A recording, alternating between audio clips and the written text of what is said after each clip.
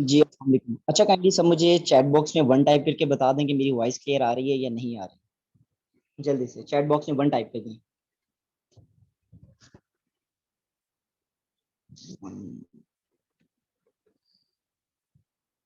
Okay. सो हम 2 to 3 minute just wait कर लेते हैं बाकी पार्टिसिपेंट्स ताकि ज्वाइन करें, फिर हम आगे स्टार्ट करते हैं। ठीक है।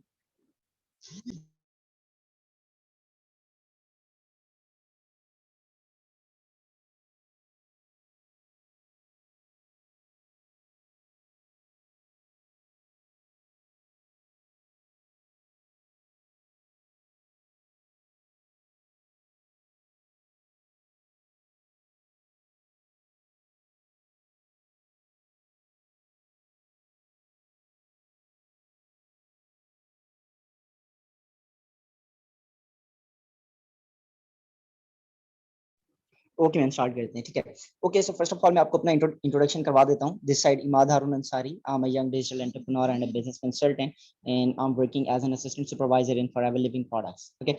सो आज का जो हमारा टॉपिक है वो how to conduct perfect marketing plan के ऊपर है। ठीक है। अब जितने भी यहाँ पे न्यू एएस हैं या जो भी न्यू सुपरवाइजर्स बने हैं, असिस्टेंट मैनेजर्स बने हैं, मैनेजर्स बने हैं, सबको मेरी तरफ से वार्मली वेलकम और कॉन्ग्रेचुलेशंस। ठीक है। सो जितने भी न्यूली एएस हैं उन सब के लिए खास तौर पे ये वाला सेशन आज का बहुत ज्यादा बेनिफिशियल होने वाला है, क्योंकि इन उनकी जो आगे प्रोग्रेस होने वाली है, उन्होंने जब जर्नी स्टार्ट करनी है फॉरएवर के अंदर, तो मार्केटिंग प्लान का टेस्ट या इंटरव्यू, फाइनल इंटरव्यू जिसको हम कहते हैं, वो उनका एक बहुत ज्यादा इंपॉर्टेंट पार्ट और रोल होने वाला है। ठीक है। सो अब फाइनल इंटरव्यू क्या है, क्यों लेते हैं और उसकी इंपॉर्टेंस क्या है और उसके अंदर क्या क्या टैक्टिक्स हम लोग यूज करते हैं, और फाइनल इंटरव्यू के अंदर हम लोग किस तरीके से कैंडिडेट को सेलेक्ट करते हैं या रिजेक्ट करते हैं, वो चीजें आज मैं आपको इस सेशन के अंदर बताने वाला हूँ। ठीक है। सो फर्स्ट ऑफ ऑल जो मार्केटिंग प्लान का जो सेशन है, ये आपका डिपेंड कर रहा होता है कैंडिडेट की तमाम ट्रेनिंग सेशंस की बेसिस के ऊपर। ठीक है। अब मार्केटिंग प्लान भी कह सकते हैं इसको, हम फाइनल इंटरव्यू भी कह सकते हैं। अगर मेरी आवाज क्लियर नहीं आ रही तो काइंडली मुझे चैट बॉक्स से बता दीजिएगा। अगर क्लियर आ रही है तो एक दफा फिर काइंडली मुझे कंफर्मेशन मैसेज कर दें, वन टाइप कर दें, ताकि फिर मैं कंटिन्यू कर दूं। One. Okay okay okay okay okay. ठीक है। अच्छा, जो आपका फाइनल इंटरव्यू होता है ना, ये आपका होता है जब आपके कैंडिडेट की या आपके प्रोस्पेक्ट की ट्रेनिंग सेशंस कंप्लीट हो जाती हैं। ठीक है। फिर हम उसे एक फाइनल इंटरव्यू रखते हैं उसकी सिलेक्शन के लिए, क्वालिफिकेशन के लिए, जो भी कोई सीनियर कंडक्ट करते हैं। ठीक है। अब वो फाइनल जो आपका इंटरव्यू होता है, ये थोड़ा सा एक डिटेल्ड इंटरव्यू होता है। जैसे तमाम पर्सन को पता होगा, न्यूली एस को शायद पता होगा कि एक हमारा इनिशियल इंटरव्यू होता है जिसको हम डे वन टेस्ट बोलते हैं। अब डे वन टेस्ट जो होता है वो हमारा मैक्सिमम 10 to 15 मिनट्स या 5 to 7 मिनट्स कितने तक का होता है। ठीक है। जिसके अंदर हम कंपनी की प्रोफाइल के बारे में डिस्कस करते हैं, एक पर्सन से, प्रोस्पेक्ट से क्वेश्चंस कर लिए, उसको क्लियर है चीजें तो हम उसको क्वालिफाई कर देते हैं फर्दर ट्रेनिंग सेशंस के लिए। ठीक है। अब जो ट्रेनिंग सेशंस के अंदर जो कैंडिडेट सीख रहा है, अब उस ट्रेनिंग सेशंस को अटेंड करने के लिए अगर तो आपने उसके पास हाइप क्रिएट की हुई है पर्सन के पास, ठीक है, तो ही उसके पास हाइप क्रिएट रहेगी उसके फाइनल इंटरव्यू के लिए। ठीक है। अगर प्रोस्पेक्ट आपका with in training sessions he non serious है या फिर बिल्कुल ही नॉन एक्टिव पर्सन है, तो उसके पास फाइनल इंटरव्यू के लिए भी कोई सीरियस बिहेवियर उसका नहीं होगा। ठीक है। वो कभी भी उसको एक्टिवली लेगा ही नहीं, सीरियसली लेगा ही नहीं कि अच्छा मेरा कोई फाइनल इंटरव्यू भी होना है जिसमें मेरी सिलेक्शन होनी है। तो ट्रेनिंग सेशंस की जो आप हाइप क्रिएट करते हैं वो अपने फाइनल इंटरव्यू की बेसिस पर करते हैं। ठीक है। कैंडिडेट को हम पहले मेंशन कर देते हैं, प्रोस्पेक्ट को मेंशन कर देते हैं कि इन फ्यूचर आपकी ट्रेनिंग सेशंस के बाद आपका जो फाइनल इंटरव्यू होने वाला है वो तमाम बेस करता है आपकी प्रोग्रेस के ऊपर। ठीक है। कि जितने अच्छे से आप अपने ट्रेनिंग सेशंस अटेंड करेंगे, जितने अच्छे से आप अपना फीडबैक देंगे, उतने ही ज्यादा चांसेस हैं आपकी फर्दर सिलेक्शन के लिए। ठीक है। अब जो हमारा जो फाइनल इंटरव्यू होता है वो, जब मैं अगर मैं अपनी बात करूं तो मैं ऑलमोस्ट लेता हूँ 45 मिनट्स to 1 आवर का सेशन। ठीक है। जिसमें मैं बहुत ज्यादा डिटेल्ड इंटरव्यू लेता हूँ, जिसमें मैं पर्सन को बहुत ज्यादा घुमा फिरा के क्वेश्चंस करता हूँ। और इस मार्केटिंग प्लान के अंदर बहुत सारे पर्सन जो मार्केटिंग प्लान टेस्ट लेते हैं, यानी कि क्वेश्चंस किए मार्केटिंग प्लान से रिलेटेड। ठीक है। उसके अंदर जो सेशंस के अंदर चीजें थी उसके बारे में पूछ लिया। अब इस मार्केटिंग प्लान के अंदर हम लोग पर्सन को शॉपिंग के बारे में भी बताएंगे। ठीक है। शॉपिंग के बारे में पर्सन का माइंडसेट हम लोग डेवलप कर देंगे, और क्लाइंट का, कस्टमर का, प्रोस्पेक्ट का कोई ऐसा ऑब्जेक्शन यहाँ पे नहीं रहेगा कि उसको 2cc में कोई कंफ्यूजन हो। ठीक है। तो ऐसा समझ लें कि हम 50% यहाँ पे उसकी 2cc क्लियर करने वाले हैं मार्केटिंग प्लान के अंदर। ठीक है। अब वो कैसे करेंगे? इस तरीके से करेंगे कि उसके लिए भी आपकी ऑब्जेक्शन हैंडलिंग स्ट्रांग होनी चाहिए। ठीक है। ऑब्जेक्शन हैंडलिंग डे वन से लेकर डे लास्ट तक की आपकी ऑब्जेक्शन हैंडलिंग तमाम चीजों के ऊपर बेस कर रही होती है। अगर आपकी ऑब्जेक्शन हैंडलिंग स्ट्रांग नहीं है ना, तो आप पर्सन को लेके नहीं चल सकते। ठीक है। अब जैसे कुछ डेज पहले मैम रिमशन अपने सेशन में कहा कि पर्सन ने आपसे कोई क्वेश्चन कर लिया ऑब्जेक्शन हैंडलिंग में, और आप वेट कर रहे हैं, 10 मिनट सोच रहे हैं, 5 मिनट सोच रहे हैं कि क्या आंसर करूं उसका, ठीक है। सो सपोज कि आपका अपना प्रोस्पेक्ट है, वेस्ट हो गया, बहुत बुरी बात है अगर वेस्ट हो रहा है तो, ठीक है वो। लेकिन जो मार्केटिंग टाइम का इंटरव्यू अगर आप ले रहे हैं तो वो आपका अपना पर्सन नहीं है, ठीक है। आप किसी दूसरे पर्सन का मार्केटिंग टाइम टेस्ट ले रहे हैं अपनी टीम में से, ठीक है। और वो एक तरीके से आपके ऊपर एक बहुत बड़ी रिस्पॉन्सिबिलिटी होती है, पर्सन आर या पार, ठीक है। वो ये वाली सिचुएशन होती है कि क्योंकि आपने एक कैंडिडेट की एक रिस्पॉन्सिबिलिटी ले रहे हैं अपने पर्सन की। मैं खुद इंटरव्यू ले लूं या खुद उससे बातचीत कर रहा हूँ वो एक अलग बात है, क्योंकि मेरे साथ उसकी एक बॉन्डिंग क्रिएट हुई हुई है, ठीक है। लेकिन जो एक न्यू कैंडिडेट है, जो एक न्यू सीनियर उसका इंटरव्यू ले रहे हैं, वो सामने वाले पर्सन की रिस्पॉन्सिबिलिटी है, ठीक है, कि उन्होंने उस कैंडिडेट को किस तरीके से टैकल करना है, किस तरीके से हैंडल करना है। अब यहाँ पे एज फैक्टर बहुत ज्यादा मैटर कर रहा होता है आपके फाइनल इंटरव्यू में या किसी भी इंटरव्यू के अंदर, ठीक है। अब सपोज कि हम बात करते हैं कि कोई भी फीमेल है, ठीक है। अब सपोज कि मैं इंटरव्यू ले रहा हूँ तो कोई भी फीमेल है, चाहे मुझसे एज में छोटी है या एज में बड़ी होंगी, मैं उनको मैम कह के ही बात करूंगा, ठीक है। अगर सपोज कि कोई मेल पर्सन है, या तो एज फैक्टर यहाँ पे आ रहा है, सपोज कि एज फेलो है, तो मैं उसको बाय नेम कॉल करूंगा, ठीक है। तो एक सीनियर के लिए सपोज कि आप इंटरव्यू लेने के लिए भी जाते हैं, इंटरव्यूअर आपको बाय नेम कॉल करेगा कि अच्छा इमाद आप मुझे ये बताइए, अच्छा इमाद ऐसे कैसे है, अच्छा इमाद ऐसे कैसे है, ठीक है। तो लोग बाय नेम कॉल करते हैं, क्यों? क्योंकि वहां पे सीनियोरिटी शो करनी होती है। सीनियोरिटी ऐसे ही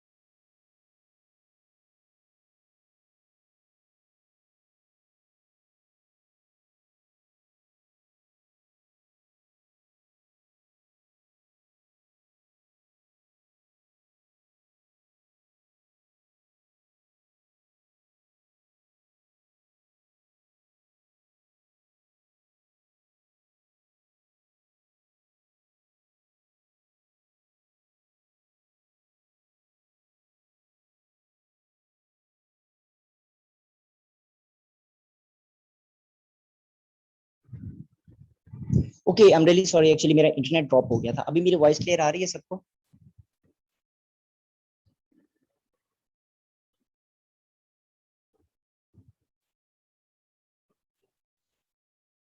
yes, okay okay okay. First of all I am really sorry, actually मेरा इंटरनेट ड्रॉप हो गया था, अभी दोबारा रिकनेक्ट किया। ओके, सो हम लोग बात कर रहे थे कि मार्केटिंग प्लान जो पर्सन कंडक्ट कर रहा होता है, कोई भी सीनियर कंडक्ट कर रहा है, ठीक है, आपके आपने अपने किसी कैंडिडेट से, किसी टीम मेंबर से टाइम लिया है कि सर या मैम मेरा मार्केटिंग प्लान पर्सन से इंटरव्यू कंडक्ट कर रहे हैं, ठीक है। तो अब आप जब इंटरव्यू कंडक्ट कर रहे हैं तो वो कैंडिडेट आपकी एक बहुत बड़ी रिस्पॉन्सिबिलिटी है, ठीक है, क्योंकि उसका एक सपोज के बहुत अच्छा पर्सन है, वो बहुत अच्छी तरीके से ट्रेनिंग सेशंस भी ले रहा है और उसके कुछ ऑब्जेक्शंस हैं, ठीक है, जो कि उसने सपोज कि अपने अपलाइन के साथ शेयर नहीं किए। बाज़ ऐसे प्रोस्पेक्ट्स होते हैं जो कि अपलाइन के साथ अपने कुछ ऐसे ऑब्जेक्शंस क्लियर नहीं करते, फिर जब उनसे सेशन के अंदर पूछा जाए या इंटरव्यू की तरफ पूछा जाए, तब वो अपने क्वेश्चन वहां से रेज करना स्टार्ट करते हैं कि सर मुझे ये समझ नहीं आया, ये मेरा क्वेश्चन है, ये मेरा क्वेश्चन है। तो सपोज कि उस पर्सन को उसका ऑब्जेक्शन टैकल करना नहीं आया, ठीक है, तो वो उस दूसरे अपलाइन का पर्सन तो वहां से वेस्ट हो गया, ठीक है। तो जो मार्केटिंग प्लान इंटरव्यू है वो एक तरीके से आपकी रिस्पॉन्सिबिलिटी होती है कि अगर आप किसी कैंडिडेट का इंटरव्यू ले रहे हैं, ठीक है, और वो जो सामने वाला कैंडिडेट है या आपके टीम मेंबर है वो बड़े मान से आपको कह रहे हैं कि सर या मैं मेरे पर्सन का इंटरव्यू ले लें, बड़े अच्छे पर्सन है, इनको सब कुछ क्लियर है, तो इनका इंटरव्यू आपने अच्छे तरीके से लेना है, ठीक है, और उस पर्सन से कुछ ऐसी मिस हो गए, कुछ ऐसे पॉइंट्स मिस हो गए, या उसको ऑब्जेक्शन हैंडलिंग स्ट्रॉन्ग इतनी ज्यादा नहीं थी कि वो उनके पॉइंट्स क्लियर नहीं कर पाए, ठीक है, तो वो आगे उन पर्सन के साथ या उन अपलाइन के साथ अपना 2CC लेवल कैसे डन कर सकेगा, ठीक है, नहीं कर सकेगा। तो आपकी ऑब्जेक्शन हैंडलिंग बहुत ज्यादा स्ट्रांग होनी चाहिए, ठीक है। इस वजह से ऑब्जेक्शन हैंडलिंग वाला सेशन पहले रखा गया था, ठीक है। मेरा पहले एक ऑब्जेक्शन हैंडलिंग का सेशन हुआ था जिसमें मैंने कहा था कि you have to be Google for your prospect, ठीक है। पर्सन जो सामने वाला प्रोस्पेक्ट है ना, वो कीबोर्ड है, ठीक है, और आप खुद एक प्रोसेसर है और आपका माउथ जो है वो एक गूगल है, ठीक है।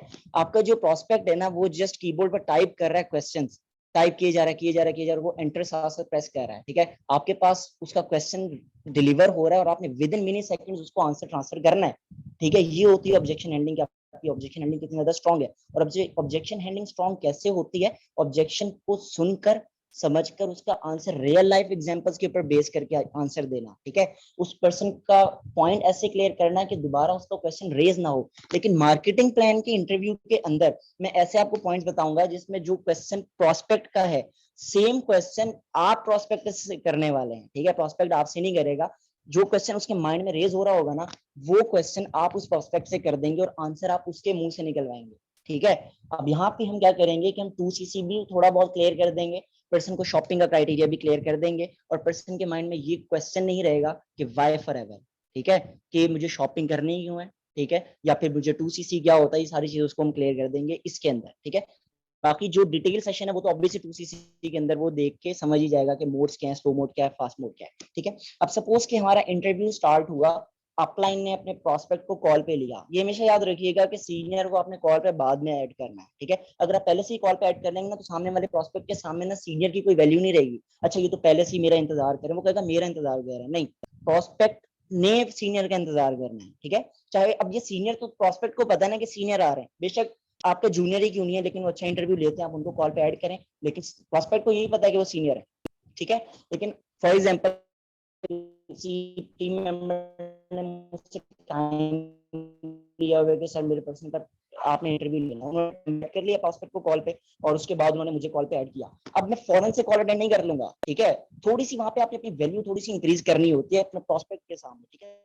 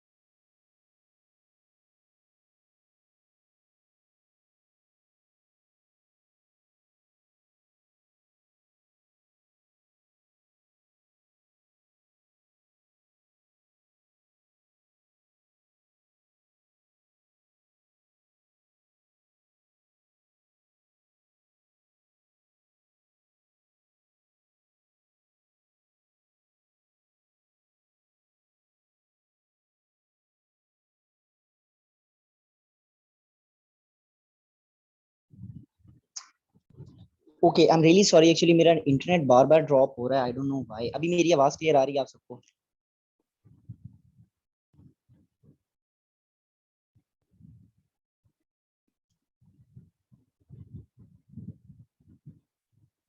वॉइस क्लियर है मेरी?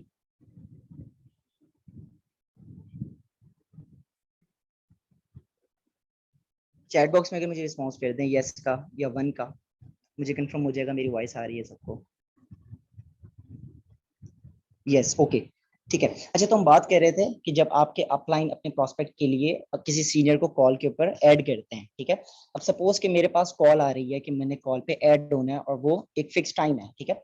सो अब मेरे पास जैसी रिंग होगी ना बेल, मैं फौरन से अटेंड नहीं करूंगा, ठीक है। ये बात सबके लिए है, जितने भी मार्केटिंग टेंटर्स जिन्होंने लेना है, ठीक है। फौरन से कभी भी आपने कॉल अटेंड नहीं करनी, 2 से 3 रिंग्स होने देनी है, फिर आपने अटेंड करना है, ठीक है। ताकि सामने वाले प्रोस्पेक्ट को पता चले, वो वेट करे वहां उस सिचुएशन में ना, जब वो टेस्ट लेने वाला होगा, उसे पता होगा कि सीनियर ने कॉल पे आना है, वो थोड़ा सा पैनिक हो जाएगा, ठीक है। और वो पैनिक सिचुएशन हमने उस कैंडिडेट की बनवानी है, ठीक है। ताकि उसे पता चले, उसे फियर ऑफ लॉस रहे, उसे प्रेशर रहे कि बड़ी कंपनी है, मैंने कंपनी ज्वाइन करनी है, मुझे कोई सिलेक्शन होगी, रिजेक्शन होगी, उससे ये फियर ऑफ लॉस होना चाहिए, ठीक है। उसे पैनिक कंडीशन में आना चाहिए स्टार्टअप में, ठीक है। जब उस दौरान उसके जो अपलाइन होंगे वो उससे पूछ रहे होंगे कि कोई कंफ्यूजन है, तो मुझसे पूछने लगेगा, नहीं नहीं मैम क्लियर है, सीनियर का बैड होंगे, ठीक है। 2 से 3 रिंग्स आएंगी, फिर आपने कॉल अटेंड कर लेनी है, ठीक है। जैसे ही आप कॉल अटेंड करेंगे, जो उस प्रोस्पेक्ट के जो अपलाइन होंगे, यानी कि आपके जो टीम मेंबर होंगे, वो आपके साथ ग्रीटिंग्स करेंगे। सपोज के कोई मैम है, ठीक है, वो कहेंगे अस्सलाम वालेकुम सर, कैसे हैं आप, ठीक हैं, अल्हम्दुलिल्लाह मैम मैं भी ठीक, आप कैसी हैं, ठीक है। वो कहेंगे जी सर अल्हम्दुलिल्लाह मैं ठीक। अच्छा, वो कहेंगे अच्छा sir thank you so much for your time, कि आपने अपने बिजी स्केड्यूल में से मेरे प्रोस्पेक्ट के लिए टाइम दिया, ठीक है। अब प्रोस्पेक्ट के लिए वहां से थोड़ा सा हाइप हो जाएगा कि अच्छा मेरे लिए सर ने टाइम दिया है, ठीक है, या मैम ने मेरे लिए टाइम दिया है, ठीक है। अब उसके जो अपलाइन होंगे वो कहेंगे कि सर ये मेरे प्रोस्पेक्ट हैं, उनका नाम बता देंगे कि सपोज के अली हैं, सर ये मेरे प्रोस्पेक्ट अली हैं, ये इन्होंने अपनी ट्रेनिंग सेशंस बहुत अच्छे तरीके से कंप्लीट की, इनका फीडबैक बहुत अच्छा रहा, ओवरऑल इनकी जो रिपोर्ट थी वो बहुत अच्छी रही, ठीक है। सो काइंडली आप इनका फाइनल इंटरव्यू कंडक्ट कर लीजिए, ताकि इनकी फर्दर सिलेक्शन जो हो सके, हम इनको फर्दर प्रोसेस करवा सकें, ठीक है। सो देन हम कहेंगे कि ठीक है ओके मैं आगे फर्दर परस्यू कर देता हूँ, ठीक है। देन उसका नाम तो मुझे पता चल गया, मैं उसको सलाम करूंगा, अस्सलाम वालेकुम अली कैसे हैं आप, ठीक हैं। अली कहेगा कि जी वालेकुम सलाम सर अल्हम्दुलिल्लाह मैं ठीक, आप कैसे हैं। मैं कहूंगा अल्हम्दुलिल्लाह मैं भी ठीक। अच्छा अली, फर्स्ट ऑफ ऑल मैं आपको अपना इंट्रोडक्शन करवा देता हूँ। So this side Imad Haroon Ansari, I am a young digital entrepreneur and a business consultant and I am from Bahawalpur, ठीक है। बाकी आप अपना इंट्रोडक्शन जिस तरीके से देते हैं, आप लोग उस तरीके से अपना इंट्रोडक्शन करवाएंगे, ठीक है। देन आप कहेंगे अच्छा अली, आपका नेम तो मैम ने मुझे बता दिया, काइंडली आप मुझे फर्दर एक शॉर्ट सा अपना इंट्रोडक्शन करवा सकते हैं, कहाँ से बिलोंग करते हैं और क्या करते हैं, ठीक है। जब आप ये बात करते हैं ना कि आप कहाँ से बिलोंग करते हैं, क्या नाम है और क्या करते हैं, वहाँ पे पर्सन को ना थोड़ी सी आसानी हो जाती है कि मैंने अपने इंट्रोडक्शन में क्या बताना। बहुत सारे पर्सन कंफ्यूज हो जाते हैं इंट्रोडक्शन में क्या बताऊं। अब इंट्रोडक्शन में जी सर, उसको कहेंगे ना खाली कि अपने इंट्रोडक्शन करवा दें। कुछ प्रोस्पेक्ट्स ऐसे आते हैं जो कि खाली अपना नाम बता देते हैं कि माय नेम इज ये, ठीक है। अब आप उससे जब आप उसको मेंशन कर देंगे ना कि कहाँ से बिलोंग करते हैं, क्या करते हैं, क्या एज है, सो देन वो उसके अकॉर्डिंगली ही आपको आंसर करेगा, और तरीके से आपके पास प्रोस्पेक्ट की थोड़ी सी क्लैरिटी भी हो जाएगी और उसका इंट्रो भी आपको क्लियर हो जाएगा, ठीक है। देन आप उससे पूछेंगे कि अच्छा लिए आपको यहाँ पे आपका फर्स्ट ऑफ ऑल आपका मैम के साथ इंटरेक्शन कैसे हुआ। देन वो बताएगा कि सर मेरा मैंने फॉर्म फिलअप किया था, इस तरीके से हुआ, या मुझे लिंक्डइन पे मैम ने अप्रोच किया, या टिकटॉक के थ्रू, इंस्टाग्राम के थ्रू, जिस प्रोसेस के थ्रू भी हुआ, मेरा इस तरीके से इंटरेक्शन हुआ, ठीक है। देन आप उससे पूछेंगे कि अच्छा चलिए आपका कोई पास्ट एक्सपीरियंस रहा है किसी ऑनलाइन वर्किंग में या किसी फिजिकल जॉब में। वो कहेगा कि जी सर मेरा फिजिकल जॉब में तो रहा है बट ऑनलाइन वर्क में नहीं रहा, ठीक है। अब मैं उससे पूछूंगा कि अच्छा लिया ऑनलाइन वर्क में पहले आपका एक्सपीरियंस नहीं रहा, तो अब आप ऑनलाइन वर्किंग में इंटरेस्टेड क्यों है, इंटरेस्ट डेवलप कैसे हुआ, क्यों करना चाहते हैं, ठीक है, क्या रीजंस रही, ठीक है। देन वो मुझे बताएगा कि सर इस वक्त 2023 चल रहा है, दौर है, लोग ऑनलाइन अर्निंग कर रहे हैं, तो मैंने सोचा कि मैं भी अर्निंग कर लूँ, ठीक है। देन यहाँ पे एक क्वेश्चन आप पर्सन से कर सकते हैं जहाँ से आप उसकी एक नीड आइडेंटिफाई कर सकते हैं कि अली आप मुझे ये बताइए कि ऑनलाइन वर्क करना या फॉरएवर के साथ एक बिजनेस ओनर बनना आपकी नीड है या विश है। तब वो आपको अपनी नीड आइडेंटिफिकेशन बता देगा कि मैं किस वजह से फॉरएवर ज्वाइन करना चाहता हूँ। फिर आपके माइंड में भी क्लियर हो जाएगा कि इस प्रोस्पेक्ट को मैंने किस तरीके से लेके चलना है, ठीक है। अगर तो पर्सन कहता है कि सर फैमिली को सपोर्ट करना है, अपनी फीसेस पे करना चाहता हूँ, या कोई पर्सन कहता है कि सर वैसे ही अपनी ड्रीम्स को फुलफिल करना है, ठीक है। अब दो अलग अलग कैटेगरीज हैं ये, एक ड्रीम फुलफिल करने वाले और दूसरी फैमिली को सपोर्ट करने वाले। फैमिली को सपोर्ट करने वाले मिडिल क्लास या लोअर मिडिल क्लास फैमिली से बिलोंग करता है, और जो पर्सन कह रहा है कि सर मुझे अपने ड्रीम्स को फुलफिल करना है, वो पर्सन थोड़ा सा फाइनेंशियली स्टेबल्ड है, ठीक है। तो यानी कि उसको टैकल करने में और उसको टैकल करने में जमीन आसमान का फर्क है, ठीक है। अब आपको पता चल गया कि ये पर्सन किस टाइप का है या उसकी नीड आइडेंटिफिकेशन क्या है, अब आपको क्लियर हो गई, ठीक है। अब आपने पूछा अच्छा अली आपको यहाँ पे ऑलमोस्ट ट्रेनिंग सेशंस लेते हुए कितने डेज हो चुके हैं, ये मैं आपको अपना इंटरव्यू बता रहा हूँ जो मैं क्वेश्चंस करता हूँ, ठीक है। अब मैंने उससे पूछा कि अली आपको यहाँ पे ऑलमोस्ट कितने डेज हो चुके हैं ट्रेनिंग सेशंस देते हुए। अली मुझसे कहेगा कि सर मुझे 4 to 5 डेज हो चुके हैं। अच्छा सर आप मुझे ये बताइए ये 4 to 5 डेज का एक्सपीरियंस आपका कैसा रहा, ठीक है। अब आप क्वेश्चन पर्सन से ऐसे कर रहे हैं कि पर्सन ने आपको आंसर ऑटोमेटिकली पॉजिटिव ही देना है, ठीक है। अब मैं उससे ये नहीं पूछ रहा अच्छा चलिए आपको कोई नेगेटिविटी फेस हुई, अब मैं उससे ये पूछूंगा ना नेगेटिविटी फेस हुई, तो वो नेगेटिविटी फेस नहीं भी हुई होगी ना, वो कहीं ना कहीं से ढूंढ के निकाल लेगा कि हाँ भाई मुझे ये नेगेटिविटी फेस हुई थी, ठीक है। आपने उससे पूछा कि अली आपका एक्सपीरियंस कैसा रहा, ऑब्वियसली वो वहां पे कोई पॉजिटिव आंसर ही करेगा। वो 5 से 6 दिन लगा रहा है, किसी वजह से लगा रहा है, अगर उसको नेगेटिव पॉइंट्स आ रहे होते तो वो स्किप करके चला जाता, ठीक है। उसके माइंड में पॉजिटिविटी है तो हमने पॉजिटिविटी ही निकलवानी है उसके माइंड से, ठीक है। उसने मुझसे कहा कि सर मुझे 5 to 6 डेज हो गए ऑलमोस्ट, अल्हम्दुलिल्लाह बहुत अच्छा एक्सपीरियंस जा रहा है, मैम ने बहुत अच्छा गाइड किया मुझे, मेरी जो अपलाइन है बाकी मैम हुमायूं के सेशन देखे उनसे मुझे काफी ज्यादा मोटिवेशन मिली, ठीक है। सो ओवरऑल उसने अपना एक्सपीरियंस बताया आपको, ठीक है। माशाल्लाह से उसको वहां पे हाइप क्रिएट करें, उसको बूस्ट करें, चीयर अप करें, माशाल्लाह वेरी गुड। सो अली सपोज कि आपने माशाल्लाह से 3 to 4 5 डेज यहाँ पे स्पेंड किए हैं, ठीक है। कोई भी पर्सन इतना अपना टाइम लगा रहा है, टाइम बहुत ज्यादा इंपॉर्टेंस रखता है, ठीक है, आपकी लाइफ के अंदर। अब आपने 4-5 दिन एक चीज के अंदर इन्वेस्ट किए हैं, दिन इन्वेस्ट किए, अपना टाइम इन्वेस्ट किया है, उसके पीछे एक बहुत बड़ी रीजन हो सकती है, ठीक है, कि आपने अपना कोई कैरियर बनाना है, फैमिली सपोर्ट, जैसे आपने अपनी पहले मुझे रीजन बताई, ठीक है। तो आपने बहुत अच्छी खासी नॉलेज भी फॉरएवर से गेन की है ट्रेडिंग सेशंस के अकॉर्डिंग, ठीक है। ट्रेडिंग सेशंस आपने 5 डेज के लिए आपको बहुत अच्छी खासी बंडल ऑफ नॉलेज आपने यहाँ से गेन कर लिया, ठीक है। तो आने वाले कपल ऑफ मंथ्स में अली, आने वाले कपल ऑफ मंथ्स में सपोज कि आपकी फॉरएवर के अंदर सिलेक्शन हो जाती है, तो आने वाले कुछ मंथ्स में अपने आप को किस स्टेज पर देखते हैं और अपनी लाइफ में क्या चेंजिंग्स आते हुए देखते हैं, ठीक है। ये मैं क्वेश्चन पर्सन से करता हूँ।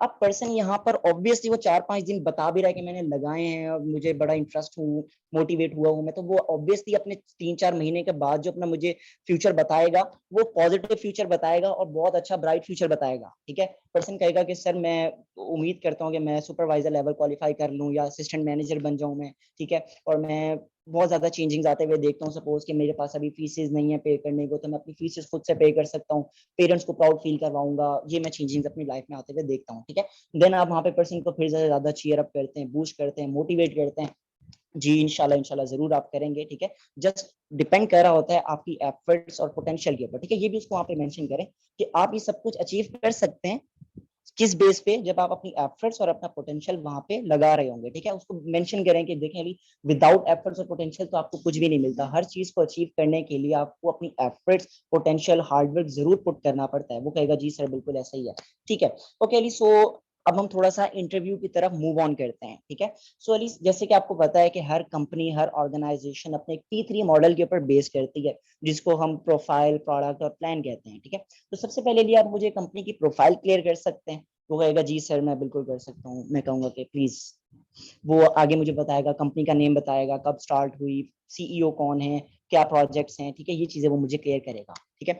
अब जब उसने प्रोफाइल क्लियर कर दी तो आपने अपने प्रोस्पेक्ट को बूस्ट जरूर करना है, ठीक है, उसको मोटिवेट करना, चीयर अप जरूर करना है। वेरी गुड, माशाल्लाह से आपने बहुत अच्छे तरीके से अपना इंटरव्यू प्रिपेयर किया हुआ है, ताकि वो और ज्यादा थोड़ा सा मोटिवेट हो जाए, खुश हो जाए, उसके दिमाग में सिर्फ और सिर्फ पॉजिटिविटी ही रहे, ठीक है। अगर आप उसको कहेंगे ना ये तो आपको आंसर ही नहीं आता, कोई आंसर नहीं भी आता, सपोज सपोज के पर्सन कहता है कि सर मुझे आंसर आता है बट मैं ना थोड़ा सा कंफ्यूज हो रहा हूँ, नर्वस हो रहा हूँ, ठीक है। ये एक अच्छा पॉइंट है, एक वैलिड पॉइंट है कि प्रोस्पेक्ट आपका विलिंग है करने के लिए, बट वो आपसे थोड़ा सा नर्वस हो रहा है। ये थोड़ा सा सीनियर्स का थोड़ा सा रोब होना चाहिए प्रोस्पेक्ट के ऊपर, ठीक है।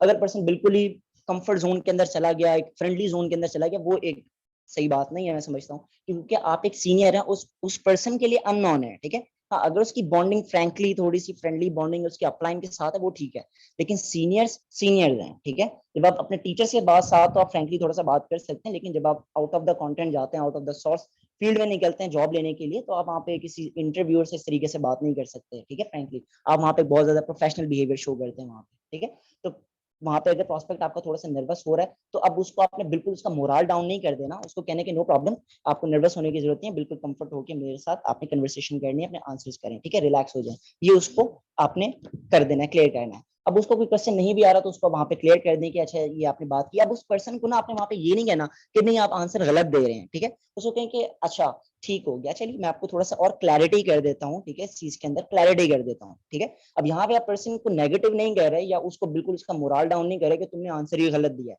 उसकी बात सुन ली, एक्सेप्ट कर ली, ठीक हो गया। अच्छा मैं आपको ना थोड़ा सा और ज्यादा एक्सप्लेन कर देता हूँ, फिर उस चीज को जो आपने एक्चुअल वर्ड्स में बतानी है वो उसको क्लियर कर दें। वो कहेगा ठीक हो गया सर, अब मुझे क्लियर हो गया, ठीक है।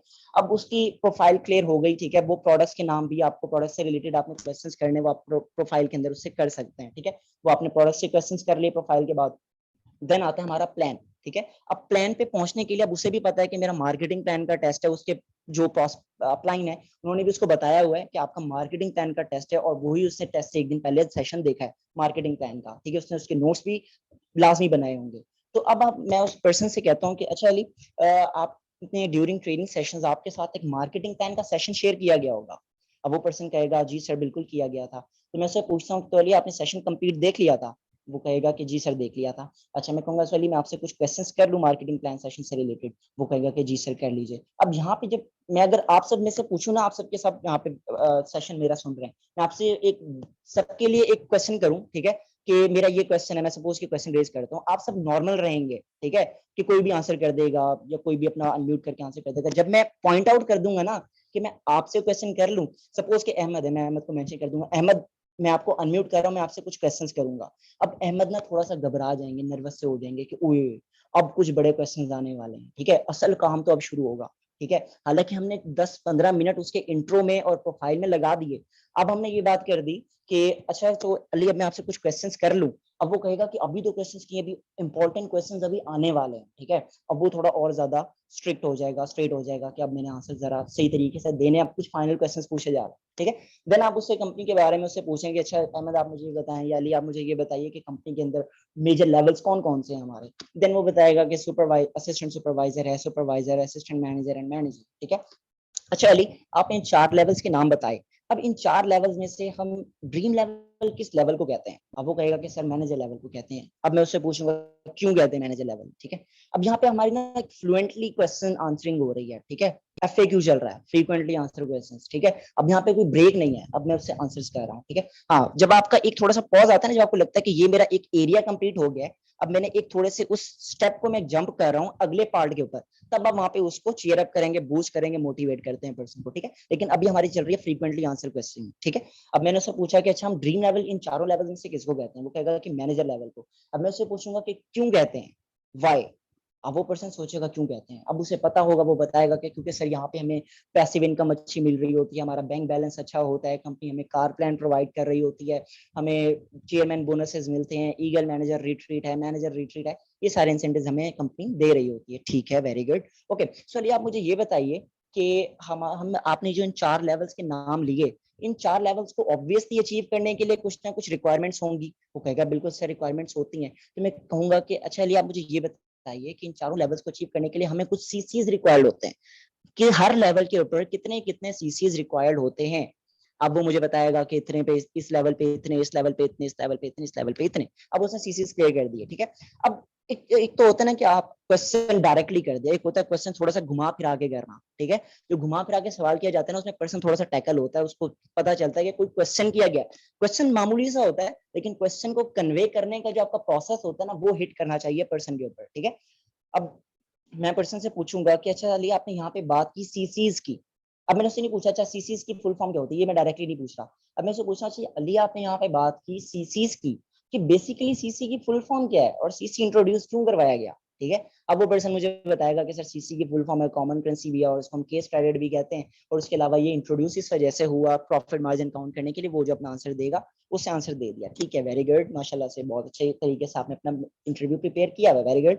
चले उसको आपने मोटिवेट कर दिया, बूस्ट अप कर दिया, चीयर अप कर दिया, ओके। सो अली आप मुझे ये बताइए कि हमारी पैसिव इनकम किस लेवल से स्टार्ट होती है, ठीक है। अब मार्केटिंग प्लान का जो सेशन है ना, इसके अंदर आपकी टाइम लिवरेज, मनी लिवरेज, ठीक है, कंपाउंडिंग इफेक्ट, ये सारी चीजें बहुत ज्यादा इंपॉर्टेंस रखती हैं, जो आपने क्वेश्चंस मस्ट पूछने ही पूछने हैं, ठीक है। और कोई चाहे मिस हो जाए, लेकिन आपके टाइम फ्रीडम से रिलेटेड, आपके अर्निंग से रिलेटेड ये क्वेश्चन मिस नहीं होने चाहिए, ठीक है। अगर सपोज के पर्सन का सेशन के अंदर उसने सुना था, उसको अब मिस हो गया, ध्यान में उसकी ये सवाल रहा नहीं या जवाब नहीं रहा, तो जब आप सवाल करेंगे ना, तो उसको दोबारा से डबल चेक हो जाएगा उसका माइंड कि अच्छा यहाँ पे अर्निंग्स आती हैं, ठीक है, और इतनी इतनी आती हैं। अब आपने उससे पूछा कि लिए हमारी पैसिव इनकम किस लेवल से आती है, किस लेवल से स्टार्ट होती है, उसने कहा कि सर या मैम हमारी पैसिव इनकम सुपरवाइजर लेवल से स्टार्ट होती है। अब आप उससे पूछेंगे अच्छा आप मुझे डिफरेंशिएट कर सकते हैं एक्टिव इनकम और पैसिव इनकम में? डायरेक्टली क्वेश्चन नहीं, ठीक है, थोड़ा सा घुमा फिरा के पहले क्वेश्चन किया, फिर उसको थोड़ा सा राउंड ऑफ करके फिर क्वेश्चन कर दिया। पैसिव इनकम क्या, किस लेवल से स्टार्ट हो रही है, सुपरवाइजर से। अच्छा, एक्टिव इनकम और पैसिव इनकम में आप मुझे डिफरेंशिएट कर सकते हैं? वो कहेगा जी बिल्कुल सर, एक्टिव इनकम ये होती है और हमारी पैसिव इनकम ये होती है, ठीक है। ओके, क्लियर हो गया कि एक्टिव इनकम ये होती है और पैसिव इनकम ये होती है। अच्छा अली, अगर मैं आपसे पूछूं, सपोज कि आप फॉरएवर के अंदर सेलेक्ट हो गए और आप वर्किंग कर रहे हैं, ठीक है, और आप एक फर्स्ट इनिशियल लेवल के ऊपर वर्क कर रहे हैं, जो कि हमारा लेवल है असिस्टेंट सुपरवाइजर लेवल, ठीक है। आपने उसके ऊपर वर्किंग की, सपोज कि आपने अपनी टीम में 1 पर्सन को रिक्रूट किया, ठीक है। सो कंपनी आपको कितने परसेंट कमीशन पे करने वाली है? अगर हम पाकिस्तानी रुपीज में बात करें तो पाकिस्तानी रुपीज में आपको कितनी पे मिलेगी या कितना आपका कमीशन बनेगा, ठीक है। देन वो कहेगा कि सर 26,000 या 25,000 पर पर्सन। ओके, सो आप अली, अब अली को यहाँ पे थोड़ा सा और बूस्ट अप करने के लिए, अली देखें, अभी आपने कहा कि हमें 25 to 26,000 पर पर्सन मिलता है। सो अगर आप पार्ट टाइम वर्क कर रहे हैं, 2 घंटे 2.5 घंटे अपने मोबाइल फोन यूज करें, फॉरएवर में आने से पहले भी मोबाइल फोन यूज करते थे, टिकटॉक पहले भी यूज करते थे, इंस्टाग्राम पहले भी यूज करते थे, व्हाट्सएप यूज करते थे, फेसबुक यूज करते थे। फॉरएवर में आने के बाद सेम सोशल मीडिया प्लेटफॉर्म आप यूज कर रहे हैं, लेकिन एक पॉजिटिव वे के अंदर, वो भी 2 से 2.5 घंटे वर्क करके आप अर्निंग कर रहे हैं। सपोज कि आप सिर्फ 4 पर्सन अपने बिजनेस के अंदर रिक्रूट करते हैं, अपनी टीम में रिक्रूट करते हैं, तो 1 लाख प्लस तो आप वैसे ही अर्न कर लेते हैं सिर्फ 2 से 2.5 घंटे काम करके। अब पर्सन थोड़ा सा और ज्यादा मोटिवेट हो जाता है, 1 लाख का सुन के ना पर्सन आउट ऑफ माइंड हो जाता है। अच्छा, 1 लाख रुपए मैं 2-2.5 घंटे के अंदर अर्न कर सकता हूँ, ठीक है। आपने पर्सन को प्रिपेयर करना है मेंटली। अब यहाँ पे ये नहीं सोचना आपने कि अच्छा मेरा पर्सन नहीं है, मैं इसको टाइम क्यों लगाऊं, मैं इसको अच्छे तरीके से क्यों डिटेल में क्यों इंटरव्यू लूं, बस 15-20 मिनट का टेस्ट ले लूंगा मैं, नहीं। सामने वाला जो आपके जो टीम मेंबर है, आपके पास भी एक टाइम आएगा जब आपने उनसे इंटरव्यू करवाना होगा, ठीक है। So do good have good, ठीक है। अब आप उसके अपने कैंडिडेट का ऐसे इंटरव्यू लें जैसे आप अपने पर्सन का इंटरव्यू ले रहे हैं। मैं हमेशा जिस भी पर्सन का मैं इंटरव्यू लेता हूँ, मैं ऐसे ले रहा होता हूँ जैसे सामने मेरा पर्सन है, ठीक है। मुझे बड़ी खुशी होती है कि अगर कोई पर्सन मेरे इंटरव्यू के बाद की कोई ज्वाइनिंग कर लेता है, बहुत अच्छी बात है, ठीक है। मुझे बहुत खुशी होती है। तो हर पर्सन ये सोच के करे कि ये पर्सन मेरा है, ठीक है। जब आप, क्योंकि टीम है ना, टीम तो एक फैमिली, अगर हम फॉरएवर को फैमिली कहते हैं, तो यहाँ पे फिर तेरा मेरे वाली बात नहीं होनी चाहिए, ठीक है। हर पर्सन को आपने अपना प्रोस्पेक्ट समझना है, चाहे वो आपके टीम मेंबर का प्रोस्पेक्ट क्यों नहीं है, उसको आपने ये समझना है कि ये मेरा प्रोस्पेक्ट है, अपना प्रोस्पेक्ट समझ के आपने उससे कन्वर्सेशन करनी है, उसका इंटरव्यू लेना है, ठीक है। ये माइंड में रखना है कि इसकी सिलेक्शन होनी चाहिए, ऐसा 2cc करना है, ठीक है। मेरे साथ नहीं करा, लेकिन मेरे टीम मेंबर के साथ करना चाहिए ऐसे 2cc, ठीक है। बेशक मेरी टीम में नहीं है, मैं इसका इंटरव्यू ले रहा हूँ, ठीक है। सो आपने इसको क्लियर कर दिया, यहाँ पे active income passive income clear होगी, इसको ये क्लियर हो गया कि अच्छा यहाँ पे ये चीज होती है, ठीक है। अब यहाँ पे उसको आप टाइम लिवरेज भी आपने उसको बता दिया कि आपसे 2 से 2.5 घंटे काम कर रहे हैं। बाकी अगर वो जॉब कर रहा था तो उसको यहाँ पे आप जॉब में और फॉरएवर के बिजनेस के अंदर डिफरेंशिएट कर सकते हैं, ठीक है। अगर कोई जॉब इन पर्सन है, उसको बताएं कि सर आप कितने आवर्स काम करते हैं, वो कहेगा कि मैं तो 8 घंटे 9 घंटे 10 घंटे जॉब करता हूँ। अच्छा सर आपको सैलरी कितनी मिलती है, सैलरी कितना पे करते हैं, वो कहेगा कि मुझे 25,000 30,000 या 40,000 पे करते हैं। ओके, तो सर अगर आप फॉरएवर के बिजनेस को एक साइड पे रखें और अपनी जॉब को एक साइड पे रखें, ठीक है। जॉब करते हुए आपको कोई 6-7 ईयर्स 8 ईयर्स हो चुके हैं, फॉरएवर में आप 2 से 2.5 घंटे काम करके सपोज सिर्फ और सिर्फ जस्ट रेफरिंग और रिकमेंडेशन की बेसिस पर 4 पर्सन भी आपके साथ बिजनेस ज्वाइन कर रहे हैं, तो आप 1 लाख प्लस अर्न कर रहे हैं। क्या ये ज्यादा वर्थ इट है या आपकी जॉब?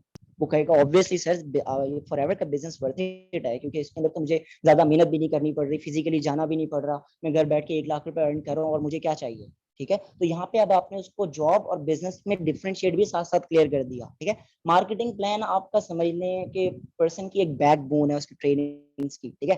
अब बैकबोन जहाँ पे थोड़ी सी भी डिसलोकेट हुई ना, पर्सन स्टेबल नहीं हो सकता, तो आपने उसको स्टेबल रखना है वहां पे। किस तरीके से उसका हर एक पॉइंट साथ साथ खुद से क्लियर करना है, उससे खुद से क्वेश्चनिंग करनी है, ठीक है। जो क्वेश्चन पर्सन के माइंड में रेज हो रहा है, उसके रेज मुंह से निकलने से पहले पहले आपने अपने मुंह से डिलीवर कर देना वो क्वेश्चन, और आंसर आपने प्रोस्पेक्ट से निकलवाना, ठीक है। वो ऑब्जेक्शन हैंडलिंग और होती है कि 2cc अप्रोच कर रहे हैं, वहां पे आप पर्सन को आंसर करते हैं। मार्केटिंग प्लान के अंदर भी पर्सन के क्वेश्चंस होते हैं, लेकिन अब मैं आगे जो 2cc या शॉपिंग वाला जो क्राइटेरिया, उसके अंदर हम पर्सन का माइंडसेट पर्सन के थ्रू ही क्लियर करवा देंगे, ठीक है। अब कैसे करवाएंगे कि अब पर्सन को क्लियर हो गया जॉब और बिजनेस में डिफरेंस, ठीक है, ये क्लियर हो गया, ओके ओके, ठीक है। अब सपोज कि उसका ओवरऑल इंटरव्यू हो गया, आपने मार्केटिंग प्लान से रिलेटेड उससे क्वेश्चंस कर लिए। ESBI मॉडल एक बहुत ज्यादा इंपॉर्टेंस रखता है, जहां पे उसको बिजनेस और जॉब में क्लैरिटी हो जाती है, ठीक है। ESBI मॉडल होता है एम्प्लॉय, सेल्फ एम्प्लॉय, बिजनेस और इन्वेस्टर्स, ठीक है। ये 4 चीजें होती हैं, ये एक मॉडल है ESBI मॉडल। अब जो न्यू एयर्स हैं शायद उनको ना पता, अगर उन्होंने ये जो हमारा बैंगन कोर्स है उसके अंदर ये बताया गया था, ठीक है।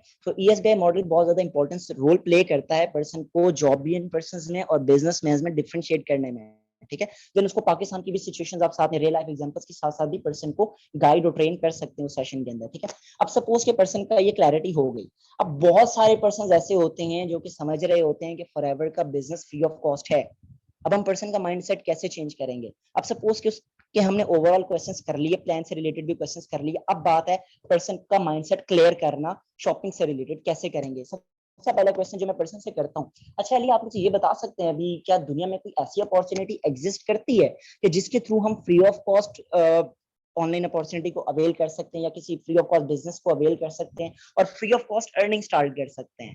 ठीक है, देन कैंडिडेट कहेगा कि नहीं सर ऐसी तो अपॉर्चुनिटी नहीं है, लेकिन फॉरएवर अपॉर्चुनिटी प्रोवाइड कर रही है फ्री ऑफ कॉस्ट। ठीक है, बहुत सारे मोस्टली पर्सन ऐसे कहते हैं कि फ्री फॉरएवर हमें free of cost opportunity provide कर रही है। अब मैं पर्सन से पूछता हूँ अच्छा फॉरएवर आपको free of cost opportunity provide कर रही है?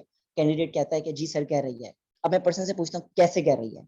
पर्सन कहेगा कि सर देखें हम फॉरएवर के प्रोडक्ट्स को या फॉरएवर को प्रमोट कर रहे हैं, एडवर्टाइज कर रहे हैं, तो उसकी बेसिस पर फॉरएवर हमें पे करती है, तो हमें तो यहाँ पे पैसे नहीं लग रहे, हमें तो free of cost training sessions भी प्रोवाइड कर रही है कंपनी, और हमें ग्लोबली हमें रिकॉग्नाइजेशन भी प्रोवाइड कर रही है, तो हमें फॉरएवर के अंदर तो कुछ भी नहीं लगाना पड़ रहा, फॉरएवर हमें पे कर रही है हमारे सिर्फ एडवर्टाइजमेंट पे या प्रमोशन की बेसिस पर। ठीक है, अब मैं कहता हूँ कि अली सपोज कि आप पाकिस्तान में इस सिटी के अंदर रह रहे हैं और फॉरएवर जो है वो ग्लोबली स्प्रेड हुई हुई है, मल्टीनेशनल कंपनी है, 170 कंट्रीज में स्प्रेड हुई हुई है। अगर उन्होंने एडवर्टाइजमेंट ही करवानी है, उन्होंने सिर्फ प्रमोशन ही करवानी है अपने प्रोडक्ट्स की, तो वो तो किसी भी सेलिब्रिटी कंटेंट क्रिएटर्स के थ्रू करवा सकते हैं, आपको क्या लेके आने की क्या जरूरत है बिजनेस में? ठीक है, वो कहेगा कि सर मेरे थ्रू चेन बनेगी, नेटवर्क बनेगा। तो अब मैं कहता हूँ कि सपोज अली कि आप अपना एक बिजनेस ओपन करते हैं, ठीक है, आपने कहा कि मुझे टीम चाहिए, टीम की बेसिस पर मेरी सेल्स होंगी, तो सेल्स की बेसिस पर मैं आपको कमीशन पे करूंगा और मेरे पास भी नेटवर्क मार्केटिंग होगी, पर्सन अपनी टीम क्रिएट करेंगे जिसके थ्रू मेरी सेल्स होंगी और सेल्स की बेसिस पर मैं आपको कमीशन पे करूंगा। मैं कहता हूँ अली सपोज कि आपने एक अपनी कॉस्मेटिक्स की एक शॉप ओपन की और उसकी मैं एडवर्टाइजमेंट करता हूँ, 100 दोस्त मेरे ऑलरेडी प्रिपेयर्ड हैं, वो आएंगे, ठीक है, और वो आपकी एडवर्टाइजमेंट कर देंगे, अब आप मुझे कमीशन पे करें। वो कहेगा ऐसे तो पे नहीं करूंगा मैं, सेल्स होंगी तो पे करूंगा। तो मैं कहूंगा कि सपोज है कि अगर आप फॉरएवर का बिजनेस पार्टनर बनते हैं तो आपके थ्रू सेल्स कैसे हो रही है फॉरएवर की, फॉरएवर रेवेन्यू कैसे जनरेट करेगा और फॉरएवर हमें कमीशन कैसे पे करेगा, ये चीजें पर्सन को क्लियर नहीं होती, यहाँ पे पर्सन ब्लैंक हो जाता है, ये कैसा सवाल आ गया। ठीक है, पर्सन को बस ये क्लियर था कि फॉरएवर बस फ्री ऑफ कॉस्ट अपॉर्चुनिटी है, ठीक है, और हम इसके अंदर इन हो जाएंगे, बस बंदे जोड़ लेंगे, दोस्त मेरे रेडी हैं, फ्री में तो वैसे ही को हर कोई जुड़ जाएगा और बस मुझे कमीशन मिलना स्टार्ट हो जाएगा, इस तरीके से मेरे जो नेटवर्क है उसको भी कमीशन मिलना स्टार्ट हो जाएगा। ठीक है, मैं अब कुछ पर्सन कहते हैं कि सर मैं मेरे थ्रू सेल्स होंगी, मेरे थ्रू होंगी। ठीक है, अब मैं कहता हूं कि आपके अपलाइन जो आपको ट्रेनिंग सेशंस प्रोवाइड कर रहे हैं उससे आपके थ्रू फॉरएवर को क्या फायदा? आपके थ्रू तो चले बाद में होगा कि पर्सन आपके थ्रू फॉरएवर से शॉपिंग कर लेंगे या फॉरएवर के प्रोडक्ट सेल हो जाएंगे, फॉरएवर का रेवेन्यू जनरेट हो जाएगा, डायरेक्टली आपके थ्रू फॉरएवर को क्या फायदा है? पर्सन यहाँ पे ब्लैंक हो जाता है, कहेगा सर मेरे थ्रू तो कोई फायदा नहीं है, लेकिन मैं लोगों को लेके आऊंगा ना, तो मैं कहूंगा कि लोग लाने के लिए तो 1000 लोग प्रिपेयर्ड हैं, ठीक है, तो उससे फॉरएवर को क्या फायदा होने वाला है? एक कंपनी के आप ऐसा कर सकते हैं कि आप जस्ट लोगों को पैसा पे करें अपने एम्प्लॉयज को और उनसे काम ना करवाएं, उनको बस दुकान पे बिठा दें, काम नहीं करना, उन्होंने जस्ट रिलैक्स करना है, चिल करना है, मोबाइल फोन यूज करना, और आप उनको जस्ट पे करते रहे हर मंथ विदाउट सेल्स। कहेगा सर ऐसा तो नहीं हो सकता, मेरे पास भी तो कुछ जनरेट होगा तो ही तो मैं पे करूंगा आगे। Obviously same as it is forever में भी ये क्राइटेरिया है, फॉरएवर के अंदर भी तो आप रेवेन्यू जनरेट करेंगे, फॉरएवर की सेल्स जनरेट होती हैं तभी तो फॉरएवर हमें कमीशन पे करेगा। जब किसी चीज की सेल्स ही जनरेट नहीं हो रही है, उसका रेवेन्यू कैसे जनरेट होगा, वो ग्लोबली स्प्रेड कैसे होगी, और फिर वो हमें अपना कमीशन या पे आउट हमें कैसे देगी वो कंपनी? ठीक है, अब पर्सन कहता है जी सर बात तो ठीक है कि कंपनी जब जनरेट ही कुछ नहीं करेगी तो हमें पे कैसे कर सकती है, अब वो अपनी जेब से तो नहीं करेगी। ठीक है, अब कंपनी का बिजनेस ही यही है सेल्स का, ठीक है, डायरेक्टली सेल्स के ऊपर वर्क करती है फॉरएवर, तो जब तक फॉरएवर की सेल्स ही नहीं होंगी तो फॉरएवर कैसे पे करने वाली है?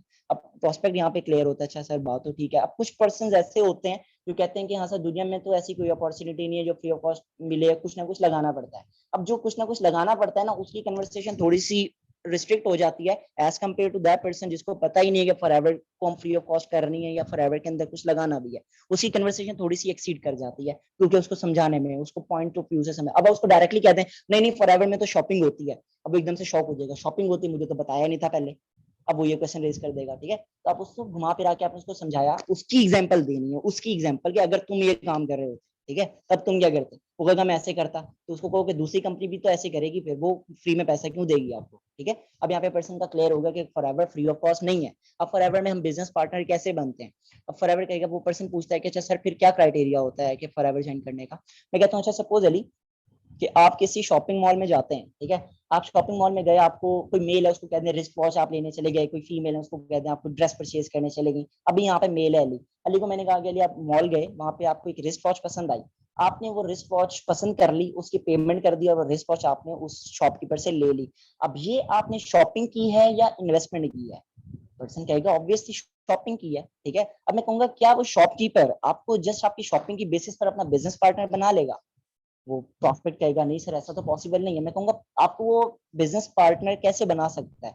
वो कहेगा कि सर वो हमसे क्या कहते हैं इन्वेस्टमेंट लेगा, कि हमारी दुकान में इन्वेस्टमेंट कर दो फिर हम आपको कमीशन पे करेंगे, ठीक है। अब हम यहाँ पे मैं उस पर्सन को, उस प्रोस्पेक्ट को इन्वेस्टमेंट और शॉपिंग में डिफरेंस भी क्लियर कर देता हूँ, ठीक है, कि उसको रिस्क में और शॉपिंग में क्या डिफरेंस, बेसिक डिफरेंस होता है, वो भी इस प्रोस्पेक्ट को हम यहाँ पे क्लियर करेंगे, ठीक है। कैसे? अब पर्सन ने कहा कि सर ऐसी तो पॉसिबिलिटी नहीं है कि वो शॉपिंग की बेसिस पर मुझे अपना बिजनेस पार्टनर बना ले। ऑब्वियसली वो मुझसे कुछ क्राइटेरिया रखेगा, इन्वेस्टमेंट लेगा, तभी वो मुझे अपना बिजनेस पार्टनर बनाएगा, ठीक है। अब मैं कहूंगा बिजनेस पार्टनर, सपोज उसने आपको कहा कि मेरी दुकान में 50 लाख रुपीज की इन्वेस्टमेंट हुई हुई है, 10 to 15 लाख रुपीज की इन्वेस्टमेंट अली आप कर दो, मैं आपको अपना बिजनेस पार्टनर बना लूंगा। ऐसे आप बिजनेस पार्टनर बन सकते हो उसके? कहेगा जी सर ऐसे बन सकता हूँ, ये पॉसिबिलिटी है अगर मैं इन्वेस्टमेंट कर दूं तो, ठीक है। मैं कहता हूँ अच्छा अली सपोज कि आपने अपनी पॉकेट से उसको 15 लाख रुपीज उसके पास पे भी कर दिए, और वो आपको कहता है कि मैं आपको इतने परसेंट कमीशन पे करूंगा। अब आपको क्या श्योरिटी है, क्या गारंटी है कि आपको हर मंथ वहां से कमीशन आएगा ही आएगा? वो कहेगा सर गारंटी तो कोई नहीं है। मैं कहूंगा तो जो आपने पैसे ऑन हैंड उसको दिए, क्या दूसरे हाथ से कुछ लिया? कहेगा कुछ भी नहीं लिया। मैं कहूंगा कि सपोज कि आपने उसको पेमेंट कर दी, अब आप वेट करोगे, ठीक है। सपोज कि कोई नेचुरल डिजास्टर आ जाता है, कोई जलजला आ जाता है, कोई बहुत ज्यादा बिजनेस को ऐसा लॉस होता है जो कि नॉन रिकवरेबल है, ठीक है। अब वो बिजनेस के अंदर लॉस इतना ज्यादा हो गया, लेकिन आप बिजनेस जो स्टार्ट कर रहे हो वो तो आप पॉजिटिव थिंकिंग के साथ ही कर रहे हो कि मुझे यहाँ से रिजल्ट पॉजिटिव आएगा, मुझे प्रॉफिट आएगा, ठीक है। But you are not sure, might be possible कि उसका जो बिजनेस है वो लॉस में चला जाए, माइट बी पॉसिबल कि वो पॉजिटिव में आ जाए या प्रॉफिट में आ जाए, लेकिन आपको श्योरिटी नहीं है, गारंटी नहीं है। जहां आपको श्योरिटी और गारंटी ना हो, दैट इज कॉल्ड रिस्क, ठीक है। वो चीज रिस्क कहलाती है जहां पे आपको किसी चीज की कंफर्मेशन नहीं होती है। अब मैं कहूँ कि उसको अच्छा सपोज कि वो बिजनेस लॉस में चला गया, ठीक है, आपको कोई गारंटी नहीं है कि वो मुझे प्रॉफिट देगा या लॉस देगा, सपोज कि वो लॉस में चला गया, उस शॉपकीपर का भी लॉस हो गया, क्या आपके 15 से 20 लाख जो आपने इन्वेस्ट किए थे वो रिफंडेबल हैं? कहेगा नहीं सर बिल्कुल भी नहीं है। तो मैंने कहा आपके हाथ में क्या रहा? कहेगा कि सर मैं तो एम्प्टी हैंड रह गया। तो मैंने कहा कि यही सबसे बड़ा नुकसान है इन्वेस्टमेंट्स का। तो सर फिर क्या होता है? अब फॉरएवर के अंदर अब मैं कहूँ कि आप जैसे कि आप शॉपिंग करने के लिए गए थे, अब मैं आपको दो अपॉर्चुनिटीज दे रहा हूँ अभी, ठीक है। अब शॉपिंग और इन्वेस्टमेंट वाली हम बात कैसे समझाएंगे पर्सन को? अब मैंने कहा कि अभी दो ऑर्गेनाइजेशंस हैं, एक ऑर्गेनाइजेशन आपको कह रही है कि मैं आपको बिजनेस पार्टनर उस सेंस में बनाएंगे कि आप हमारे पास इतनी इन्वेस्टमेंट करें, और उसके बाद जब आप अपनी वर्किंग स्टार्ट करेंगे, आपका नेटवर्क बिल्ड होगा, तो उसकी बेसिस पर हम आपको कमीशन पे करेंगे, ठीक है। एक ये अपॉर्चुनिटी है। और दूसरी साइड पे अपॉर्चुनिटी ऐसी है, एक कंपनी कह रही है कि अली आप हमसे जस्ट शॉपिंग कर लें, एक हाथ से पैसे दें, दूसरे हाथ से प्रोडक्ट परचेज कर लें, और उसी बेसिस पर हम आपको अपना बिजनेस पार्टनर बना लेंगे, ठीक है। लेकिन दूसरी साइड पे जहां पे आपने इन्वेस्टमेंट की थी, इन्वेस्टमेंट की बेसिस पर ऑन द हैंड तो आपको कुछ भी नहीं मिला, जैसे हमने पहले रिस्ट वॉच वाले की बात की थी, ठीक है। अब आप वहां पे वर्किंग करोगे, प्रॉफिट आने का वेट करोगे, but you are not sure कि प्रॉफिट आने वाला है या लॉस आने वाला है, लेकिन आप वर्किंग प्रॉफिट के लिए ही करोगे, लेकिन वहां पे लॉस के चांसेस भी हैं, ठीक है, रिस्क है वहां पे। वो कहेगा बिल्कुल ऐसे ही है।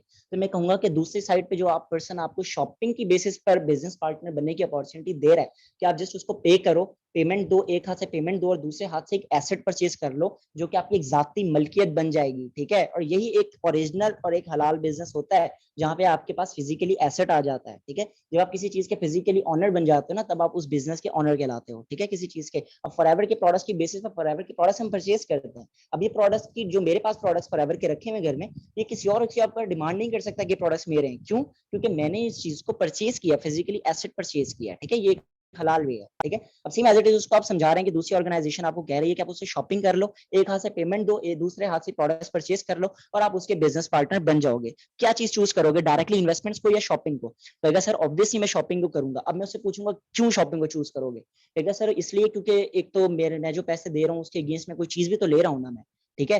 अब मैं उसको कहूंगा बिल्कुल यहाँ पे अब आप हो गए हो सिक्योर चारों साइड से, ठीक है। अब आपको किसी चीज का डर नहीं है, रिस्क नहीं है। क्यों? क्योंकि जिस चीज की आपने पेमेंट की थी वो चीज ऑन द स्पॉट आपने परचेज कर ली, अपना एसेट अपने नाम कर लिया, ठीक है। अब आपको किसी चीज का डर नहीं है। और वो एसेट अब आपका लॉन्ग टर्म है, लाइफ टाइम के लिए है, ठीक है।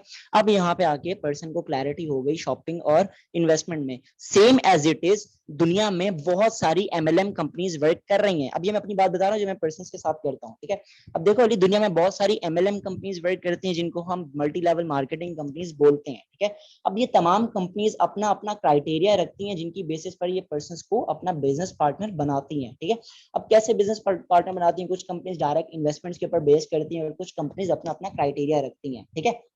अब क्राइटेरिया कुछ का तो डायरेक्टली इन्वेस्टमेंट्स हो गया जिसके ऊपर आपने कहा कि ये तो रिस्क है, ठीक है। अब फॉरएवर भी एक एमएलएम कंपनी है, मल्टी लेवल मार्केटिंग कंपनी है जो कि all over the world globally work कर रही है, ठीक है। ऑब्वियसली फॉरएवर भी अपना एक क्राइटेरिया रखती है, लेकिन फॉरएवर डायरेक्टली इन्वेस्टमेंट्स के ऊपर बेस नहीं करती। क्यों? क्योंकि फॉरएवर को पता है कि इन्वेस्टमेंट्स एक रिस्क है, ठीक है। अब फॉरएवर आपका पैसा रिस्क पर नहीं लगाना चाहता, ठीक है। फॉरएवर नहीं चाहता कि आपको कोई फेयर ऑफ लॉस हो किसी चीज का, कि आप बिजनेस फॉरएवर के एक बड़े ब्रांड के साथ बिजनेस भी स्टार्ट करें और आपको तब भी ये खौफ रहे कि कहीं मेरा बिजनेस ना खराब हो जाए या मेरे पैसा ना डूब जाए, ठीक है।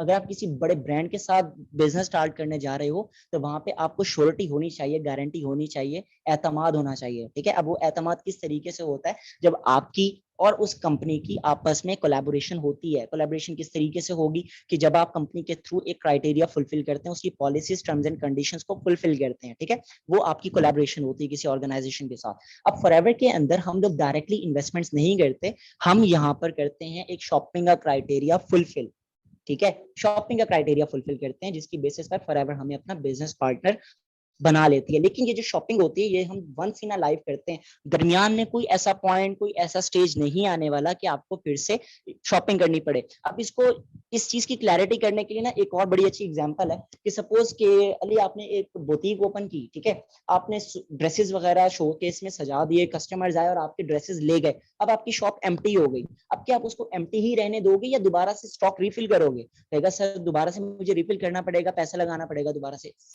जेन्युइन बात है, ठीक है। लेकिन फॉरएवर के अंदर आपको दोबारा से री शॉपिंग नहीं करनी पड़ती है, ठीक है। आपको रीस्टॉकिंग नहीं करनी पड़ती फॉरएवर के अंदर, ठीक है। दूसरे बिजनेसेस में आपको अपना स्टॉक दोबारा लाने के लिए रीस्टॉक करना पड़ता है, इन्वेस्टमेंट दोबारा से लगानी पड़ती है जब जब आपका स्टॉक खत्म होता है। लेकिन फॉरएवर के अंदर शॉपिंग आपकी वंस इन अ लाइफ होती है और आप अपना बिजनेस थर्ड जनरेशन तक परस्यू कर सकते हो। अब कुछ पर्सन को थर्ड जनरेशन का नहीं समझ आता, उनको समझा दें कि आप अपना बिजनेस 3 नस्लों तक चला सकते हैं। सपोज कि आप एक ऐसी स्टेज पर आ गए, एक ऐसी एज पर आ गए, आप कहते हैं कि भाई मैं अब थक गया काम करके, मैं नहीं करना चाहता, तो आप आगे अपने किसी भी ब्लड रिलेशन में कोई बेटा बेटी को, वाइफ को, किसी भी बहन भाई में से किसी को अपना बिजनेस पर ट्रांसफर कर सकते हैं और वो उनको दोबारा से वो मेहनत करने की जरूरत नहीं है जो आपने की थी, ठीक है। वो उसी लेवल से परस्यू करेंगे जिस लेवल पर आपने क्विट किया था, ठीक है। अब यहाँ पे पर्सन को और ट्रस्ट गेन हो जाएगा, अच्छा इतना लंबा हम बिजनेस फॉरएवर के साथ कर सकते हैं और यहाँ पे कोई हमें कोई खदशा भी नहीं है कि मैं शॉपिंग करूं भी सही तो मेरा पैसा नहीं डूबेगा, वो पैसा मेरे पास दोबारा से इन फॉर्म ऑफ प्रोडक्ट्स मेरे पास आ जाएगा, ठीक है। अब ये चीज आपने यहाँ पे उसको क्लियर कर दी। अब पर्सन यहाँ पे क्वेश्चन रेज करते हैं कि सर या मैम यहाँ पे हमें शॉपिंग करनी कितने की पड़ेगी? अब यहाँ पे कुछ पर्सन यहाँ पे डाउन हो जाएंगे कि हम पर्सन को एग्जैक्ट अमाउंट बता दें तो 2cc में क्या सुनेगा पर्सन, 2cc कैसे सुनेगा? अगर उसको अभी से अमाउंट बता देंगे वो तो 2cc सेशन ही नहीं देखेगा फिर अमाउंट का सुन के, ठीक है। अब आप यहाँ पे पर्सन को टैकल किस तरीके से करते हो? अच्छा अली, अगर मैं सेम क्वेश्चन आपसे करूँ, अब एक ग्लोबली कंपनी है, ठीक है, जो कि मल्टीनेशनल कंपनी है, मेरी आवाज क्लियर आ रही है ना सबको? क्योंकि मेरे यहाँ पे चैट सर थोड़ा स्लो है, अच्छा थोड़ा स्लो, ठीक है। दोबारा रिपीट अलिशबा आ रही है, कौन सा रिपीट करना है? सॉरी मुझे बता दो, मैंने चैट अभी पढ़ी है। दोबारा रिपीट क्या करना है?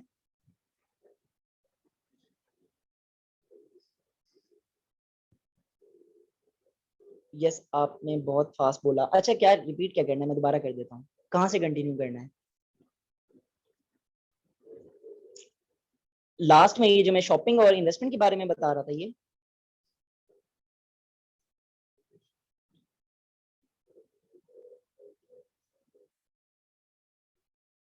अलिशा आ रहे हैं, आप मुझे काइंडली दोबारा बता सकती हैं?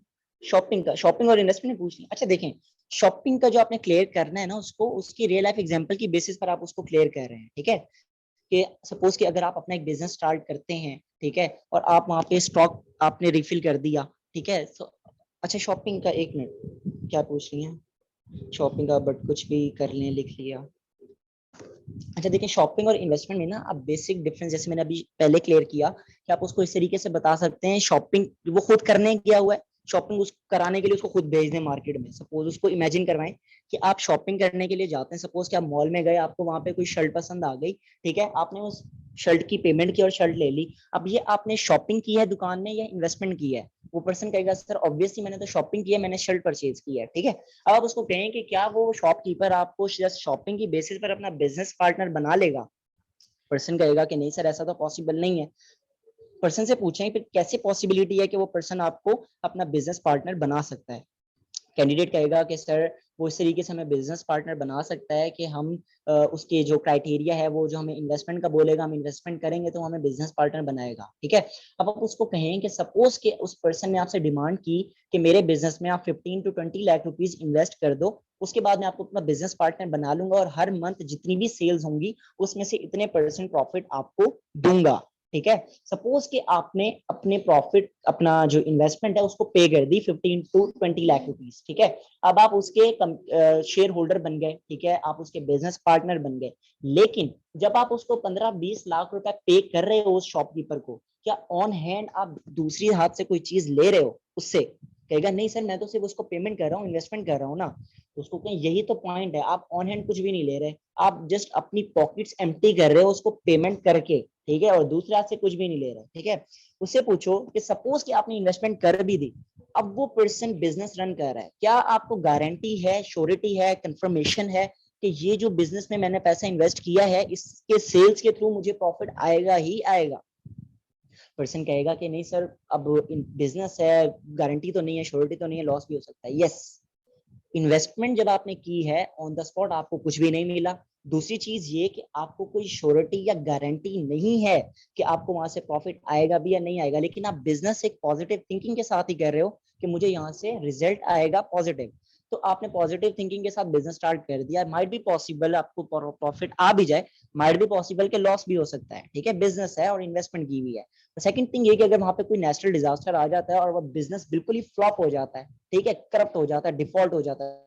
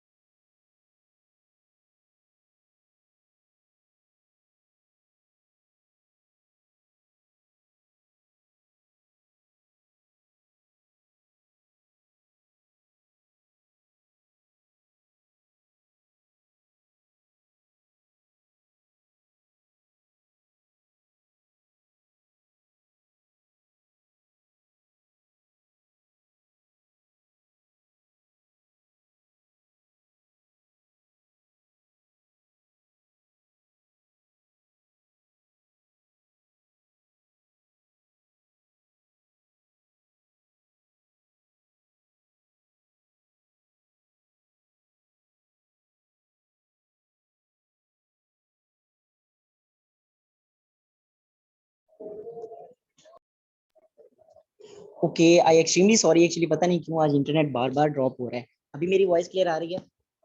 काइंडली कोई भी एक कैंडिडेट मुझे यस टाइप कर दें ताकि वॉइस आ रही है मेरी सही?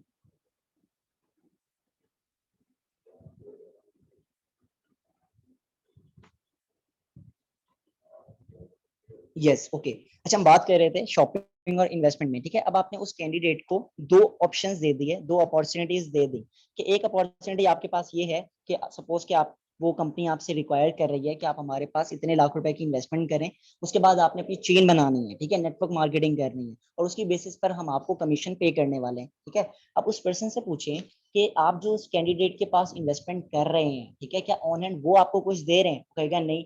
वो कहेगा कि जब मैं वर्किंग करूंगा तो फिर उसके बाद उन्होंने कहा है कि मैं आपको कमीशन पे करूंगा, ठीक है। दूसरी साइड पे आपके पास एक ऐसी अपॉर्चुनिटी है, एक कंपनी कहती है कि आप हमारे पास पैसे दें, हम आपको उसके अगेंस्ट प्रोडक्ट्स देते हैं, या जो भी उनकी एसेट है हम आपको वो देते हैं, आपका वो पर्सन एसेट भी हो जाएगा, आप उसके ऑनर भी हो जाएंगे, और आप हमारे बिजनेस पार्टनर भी बन जाएंगे, ठीक है। लेकिन ऑन द अदर हैंड, जो आपके पास जो बिजनेस अपॉर्चुनिटी डायरेक्टली इन्वेस्टमेंट्स वाली है, वहां पे सपोज कि आप वर्किंग स्टार्ट करते हैं पॉजिटिव थिंकिंग के साथ कि मुझे यहाँ से प्रॉफिट होगा, लेकिन आपको कोई गारंटी या श्योरिटी या कंफर्मेशन नहीं है कि मुझे प्रॉफिट ही प्रॉफिट होगा। माइट बी पॉसिबल कि वहां पे लॉस हो जाए, और दूसरी मेन थिंग ये कि वहां पे आपको कोई फिजिकल एसेट दूसरे हाथ से नहीं मिला, आपने जस्ट अपनी पॉकेट्स को खाली किया है, वहां पे एक हाथ से चीज दिया, दूसरे हाथ से कुछ भी नहीं लिया, ठीक है। दूसरे हाथ में आपने क्या लिया है? रिस्क ले लिया दूसरे हाथ पे, ठीक है, ये लिया आपने। लेकिन दूसरी अपॉर्चुनिटी में कंपनी आपको अपॉर्चुनिटी प्रोवाइड कर रही है, ऑफर कर रही है कि आप हमसे जस्ट प्रोडक्ट्स परचेज कर लें, उसकी बेसिस पर हम आपको अपना बिजनेस ओनर या बिजनेस पार्टनर बना लेंगे, लेकिन ये शॉपिंग जो आपने जस्ट वंस इन लाइफ करनी है। अब कैंडिडेट से पूछें इन दोनों अपॉर्चुनिटीज में से आप क्या चीज चूज करना चाहेंगे? पर्सन कहेगा ऑब्वियसली सर मैं शॉपिंग वाले क्राइटेरिया की तरफ मूव ऑन करूंगा। उससे पूछें क्यों, उसी से पूछें क्यों, ताकि आपको पता चले उसका माइंडसेट कैसा है। वो कहेगा कि सर इस वजह से, क्योंकि जो मैं पेमेंट कर रहा हूँ उसके अगेंस्ट मुझे कुछ मिल भी तो रहा है ना, मैं प्रोडक्ट्स ले रहा हूँ, ठीक है, और उससे ये होगा कि मेरा पैसे जाया नहीं होंगे, रिस्क पे नहीं लगेगा, तो मेरे पास वो प्रोडक्ट आ जाएगा जिस चीज की मैं पेमेंट करूंगा। उसको कहें एग्जैक्टली अगर सेम पैसे अगर आप इन्वेस्टमेंट करते हैं दूसरी अपॉर्चुनिटी में, वहां पे आप किसी चीज की गारंटी भी नहीं है आपको, ठीक है। दूसरी चीज आपको कोई एसेट नहीं मिल रहा। दूसरी चीज ये कि आपको वहां पे टाइम बहुत ज्यादा लगाना पड़ेगा, और आप हमेशा हमेशा डाउट में रहेंगे, ठीक है, रिस्क पर बैठे रहेंगे कि मैंने अपनी पेमेंट लगाई है, इसको रिकवर कैसे करना है। किसी भी पॉइंट पे वो कंपनी डिफॉल्ट होती है तो आप तो गए, जितनी भी इन्वेस्टमेंट गई थी सब नॉन रिफंडेबल है, कुछ भी नहीं मिलना आपको। और सपोज ये कंपनी भाग भी जाती है, क्या कर लेंगे? ठीक है, कुछ भी नहीं कर सकते। लेकिन दूसरे हैंड पे जो कंपनी शॉपिंग की आपको ऑफर कर रही है, वहां पे ये आपके पास प्रॉफिटेबल एक ऐसी लीड है कि आप वहां से उससे प्रॉफिट ले रहे हैं, ठीक है, एक एसेट जनरेट कर रहे हैं वहां से, एक चीज उससे परचेज कर रहे हैं, ठीक है। सपोज कि फॉरएवर के अंदर हम लोग प्रोडक्ट्स परचेज कर लेते हैं, ठीक है। तो आप जब एक चीज परचेज कर लेते हैं तो आपके पास वहां पे कोई क्यूरी नहीं रहती, कोई डाउट नहीं रहता कि मेरा पैसा कहाँ गया। पैसा आपका उस शॉपिंग के अंदर चला गया, ठीक है। अब जो आप, मैं पर्सन को कहता हूं कि जो आप उस डायरेक्टली इन्वेस्टमेंट बेस्ड कंपनी के अंदर पैसा लगा रहे हैं, आपको क्या पता है कि वो पैसा आपका लगेगा कहाँ पे? कहेगा नहीं सर ये तो नहीं पता होता, वो तो हमें कमीशन पे करेंगे। उससे कहें कि क्या पता वो आपका पैसा पीछे किसी हराम चीज में लगा रहे हो, ठीक है, वो कोई ऐसा अनएथिकल काम कर रहे हो उसके अंदर आपका पैसा इन्वेस्ट करते हैं और वहां से प्रॉफिट जनरेट करके आपको देते हो, फिर कहेगा सर ये तो गलत है, ये तो हलाल नहीं है, ठीक है। तो हलाल वो चीज होती है जहां पे आप बिजनेस अगर स्टार्ट करना है तो वो चीज आपकी अपनी जाती हो, वो आपका बिजनेस कहलाता है, ठीक है। फॉरएवर के अंदर आप जो शॉपिंग करते हैं वो प्रोडक्ट्स आपकी अपनी पर्सनल मलकियत होती है। अब कोई भी पर्सन आके मेरे प्रोडक्ट्स पे ये नहीं कह सकता कि ये प्रोडक्ट मेरा है, नहीं। क्यों? क्योंकि ये प्रोडक्ट्स मैंने पर्सनली परचेज किए हैं, ठीक है, मेरे पास डॉक्यूमेंटेशन है कि मैंने इन चीजों की पेमेंट की है, सारे की सारी मेरे पास रसीदें हैं कि मैंने इस चीज के ऊपर अपना पैसा लगाया है और ये चीज मैंने परचेज एसेट परचेज की है। ये होता है हलाल वे, जिसके अंदर आपकी अपनी एसेट होता है, आप अपनी किसी चीज के मालिक होते हैं, वो आपका बिजनेस होता है, ठीक है। जिस चीज में आपको कंफर्मेशन ही नहीं है कि मेरा पैसा लग कहाँ पे रहा है, या मुझे प्रॉफिट आना भी है या नहीं आना, क्या सिचुएशन होने वाली है आगे, वो बिजनेसेस नहीं होते हैं, ठीक है, वो जस्ट रिस्क होता है, ठीक है। तो इसी तरीके से उसको कहें कि फॉरएवर के अंदर हम लोग एक शॉपिंग का क्राइटेरिया रखते हैं, ठीक है। फॉरएवर नहीं चाहती कि आपका पैसा लॉस में जाए या पैसा आपका रिस्क पर लगे, ठीक है। फॉरएवर कहती है कि आप जस्ट हमसे इन प्रोडक्ट्स की परचेजिंग कर लें, ऑन हैंड पेमेंट और ऑन हैंड आपको प्रोडक्ट्स मिल जाते हैं, जिसकी बेसिस पर आप फॉरएवर के बिजनेस ओनर बन जाते हैं, और ये शॉपिंग आप लाइफ टाइम के लिए आपके लिए वैलिड रहती है, ठीक है। कि आपको फिर किसी भी पॉइंट पे, किसी भी फेज पे, किसी भी स्टेज पर दोबारा शॉपिंग करने की नीड नहीं होती है, ठीक है। तो इस तरीके से आप शॉपिंग करके फॉरएवर के बिजनेस ओनर बनते हैं। और सपोज कि आप अपना बिजनेस कोई ओपन करते हैं, वहां पे आपको रीस्टॉकिंग करनी पड़ती है हर चीज के अंदर। दुकान में सामान था, माल था, खत्म हो गया, दोबारा रीस्टॉक करना पड़ा, रीस्टॉक करने के लिए दोबारा से पैसे भी चाहिए, ठीक है। अब वो कहेगा ऐसे ही है, लेकिन फॉरएवर के अंदर आपको कभी भी रीस्टॉकिंग नहीं करनी पड़ती, रीफिलिंग नहीं करनी पड़ती, ठीक है। जितने भी लेवल्स होते हैं वो आपकी टीम के थ्रू और आपके सपोर्ट सिस्टम के थ्रू डन होते हैं, लेकिन जो पहला जो असिस्टेंट सुपरवाइजर लेवल होता है वो आप शॉपिंग के थ्रू डन करते हैं, ठीक है। ये उसको क्लियर कर दें। लेकिन फर्दर जो रिमेनिंग लेवल्स होते हैं, सुपरवाइजर, असिस्टेंट मैनेजर, मैनेजर, जितने भी इंसेंटिव्स होते हैं, लेवल्स होते हैं, अचीवमेंट्स होती हैं, वो सब आपकी टीम के थ्रू और आपके सपोर्ट सिस्टम के थ्रू होते हैं, लेकिन आपको कभी भी दोबारा शॉपिंग करने की नीड नहीं होती। और आप फॉरएवर का बिजनेस अपना थर्ड जनरेशन तक परस्यू कर सकते हैं। यहाँ तक क्लियर हो गया सबको? तो मुझे यस टाइप कर दें।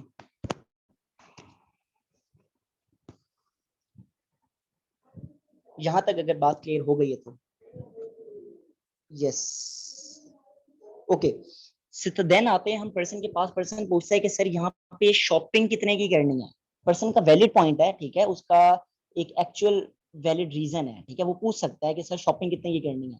अब आप उसको बता देंगे यहाँ पे हमने 1396 दिरहम या 14, सपोज 1400 दिरहम की शॉपिंग करनी है, उसको ये चीज बता दें, तो वो person on the spot shock हो जाएगा और ऑन द स्पॉट नेगेटिव हो जाएगा कि ये शॉपिंग के बारे में या इतनी बड़ी अमाउंट के बारे में तो मुझे बताया ही नहीं था, ठीक है। अब वो पर्सन क्या करेगा, आगे 2CC सेशन भी नहीं देखेगा और वो अपने अपने अपलाइन को छोड़ के चला जाएगा। आपकी इस मिस्टेक की वजह से उस अपलाइन का प्रोस्पेक्ट जा सकता है, ठीक है। तो आपने उस प्रोस्पेक्ट को जाने नहीं देना। अब आपने उसका माइंड डाइवर्ट किस तरीके से करना है कि अब आप, उसने आपसे पूछा कि सर यहाँ पे शॉपिंग हमें करनी कितने की पड़ेगी।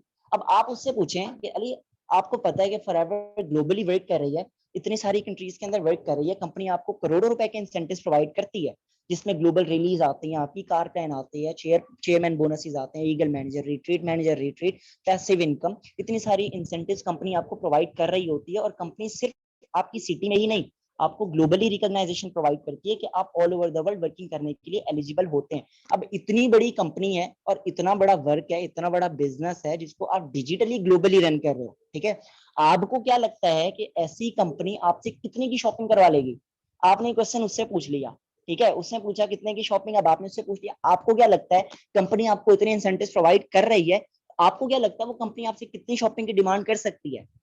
अब पर्सन आंसरेबल है, ठीक है। अब वो आंसर करेगा कि सर कोई आइडिया तो नहीं है। उससे पूछें, कोई गेस करें कि इतनी बड़ी कंपनी है, इस कंपनी के स्टेटस के अकॉर्डिंग कोई आप गेस करें क्या हो सकता है।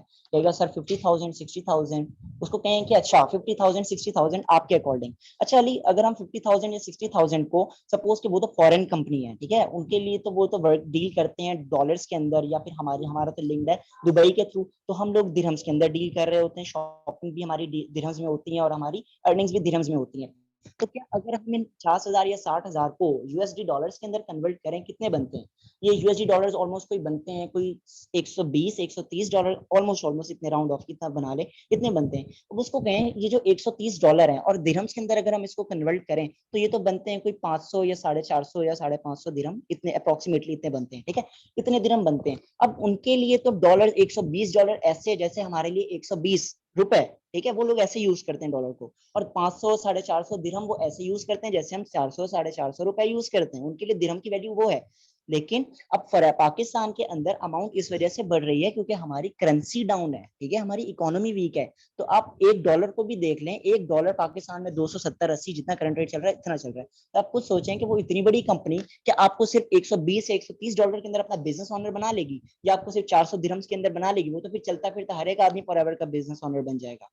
वो कहेगा नहीं सर, ऐसा तो फिर पॉसिबल नहीं हो सकता कि 400 रुपए में वो करा दे। 400 रुपए हैं उनके लिए तो, ठीक है, हमारे लिए जैसे 400 रुपए की वैल्यू है, सेम एज इट इज उनके लिए 400 500 दिरहम की वैल्यू है, ठीक है। अब वो इतनी बड़ी कंपनी सिर्फ 400 500 दिरहम में, तो ये 400 500 रुपए में तो अपना बिजनेस पार्टनर नहीं बनाएगी ना। फिर वो आपको इंसेंटिव भी तो फिर वो करोड़ों रुपए में कर रही है, ठीक है। पर्सन कहेगा जी सर ऐसी है, तो उसको कहें कि कंपनी का जो क्राइटेरिया होता है वो हमेशा उसके स्टेटस के अकॉर्डिंग जज किया जाता है, ठीक है।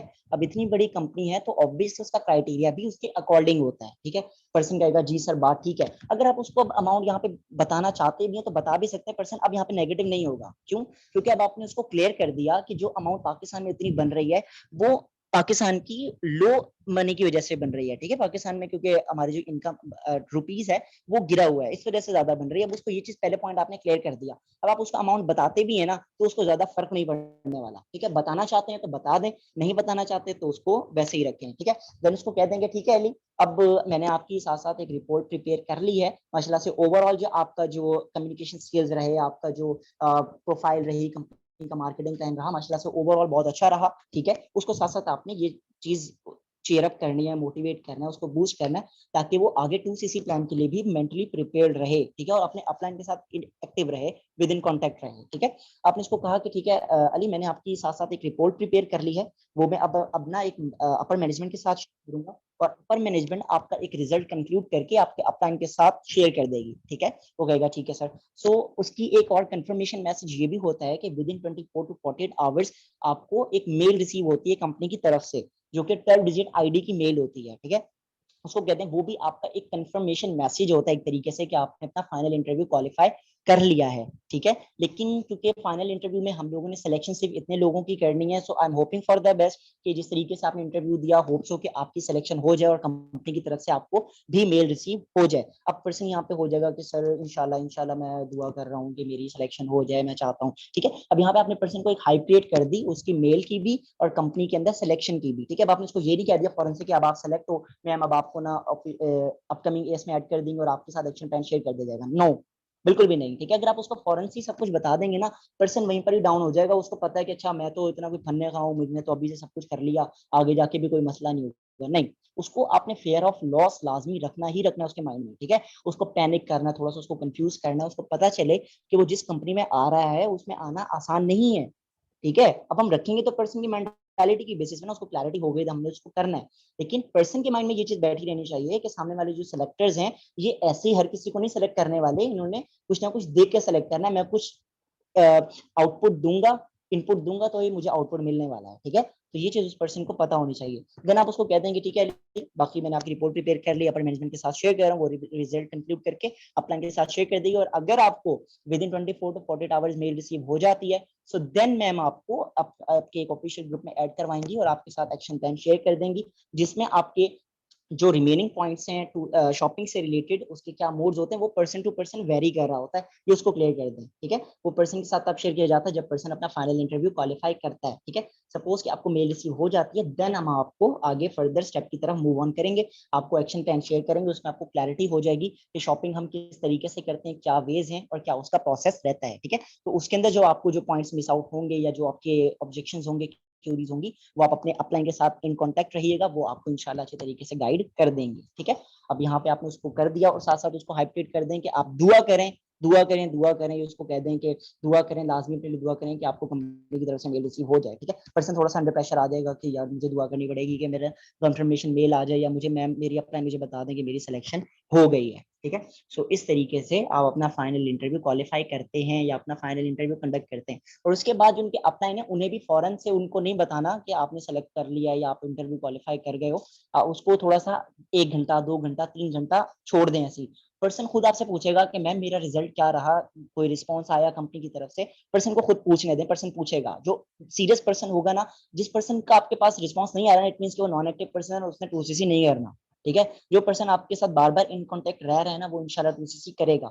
तो उसको जब आपने फेयर ऑफ लॉस डाल दिया ना उसके दिल में, तो आपसे पूछेगा अपना इनसे कि मैम मेरा क्या रिजल्ट रहा, मैं मेरी सिलेक्शन हो गई, मेरी क्वालिफिकेशन हो गई। उसको डिले कराएं थोड़ा सा, ठीक है। उसको डिले कराएं ताकि उसे पता चले कि उसका कंपनी में आना इतना आसान नहीं है, ठीक है।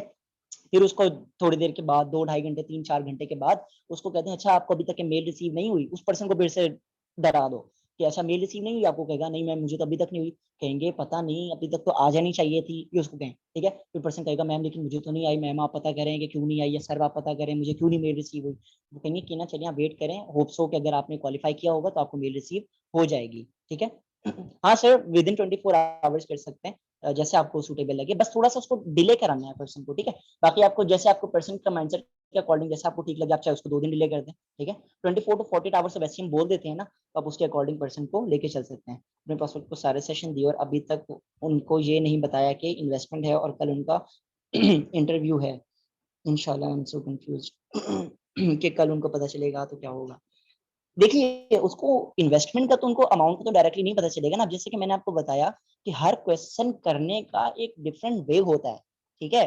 अब मैंने जिस पर्सन का भी आपके सामने जो मैं डेमो कर रहा था, उस पर्सन को भी नहीं पता था कि यहाँ पे इन्वेस्टमेंट होती है, शॉपिंग होती है। उसको समझाया, समझाने का तरीका डिफरेंट था, ठीक है।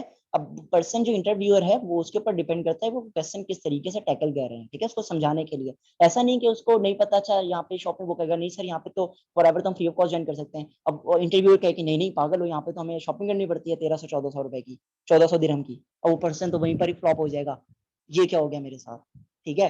वो पर्सन तो 2CC सेशन भी नहीं देखेगा, फिर वो वहीं से भाग जाएगा, ठीक है। उसका इंटरेस्ट ही नहीं रहेगा इंटरव्यू में, वो वहीं पर डर जाएगा। तो अब बात कन्वे करने का, पर्सन को समझाने का एक डिफरेंट वे होता है। जैसे मैंने अभी पूरे सेशन के अंदर बताया कि आप उसको शॉपिंग का क्राइटेरिया किस तरीके से क्लियर करते हैं, उसी की एग्जांपल्स देके।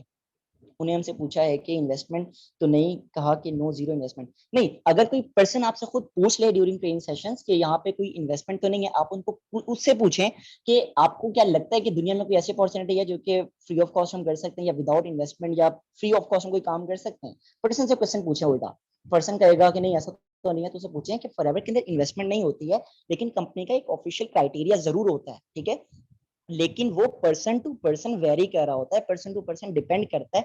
सीनियर मैनेजर्स आपका फाइनल इंटरव्यू लेते हैं, अगर आप उसमें क्वालिफाई करते हैं तो आपके साथ वो क्राइटेरिया शेयर किया जाता है। उसके भी डिफरेंट मोड्स होते हैं, वो इंशाल्लाह आपको स्टेप बाय स्टेप क्लियर हो जाएगा, ठीक है। ये उसको आप आंसर कर सकते हैं अगर वो विद इन ट्रेनिंग सेशंस पूछ रहा है, ठीक है। बाकी इस तरीके से आपने उसका इंटरव्यू कंडक्ट किया, उसके बाद जो उसके अपलाइंस हैं वो विद इन 24 आवर्स करना चाहें, विद इन 24 आवर्स उसको मेल रिसीव करवा दें। लेकिन ये ना बताएं कि मैं आपको मेल सेंड कर रहा हूँ, ऐसा ना पता चले उसको। यही कंफर्मेशन रहे कि कंपनी की तरफ से मेल आ रही है।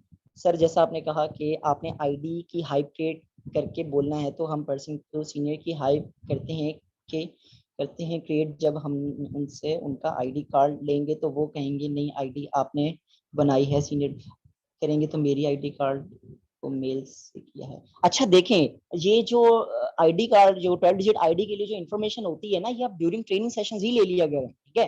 थर्ड डे पे, फोर्थ डे पे आके पर्सन को जो हमारा सेंड योर डिटेल्स का जो मैसेज है, वो मैसेज ड्रॉप कर दिया करें। पर्सन पूछे कि क्यों मेरी डिटेल्स चाहिए, तब उसको बताएं कि ये डिटेल्स इसलिए चाहिए कि फाइनल इंटरव्यू में अगर आपकी सिलेक्शन होती है तो कंपनी की तरफ से इन डिटेल्स की बेसिस पर आपको मेल की जाती है, ठीक है। ये उसको पहले से ही बता दें।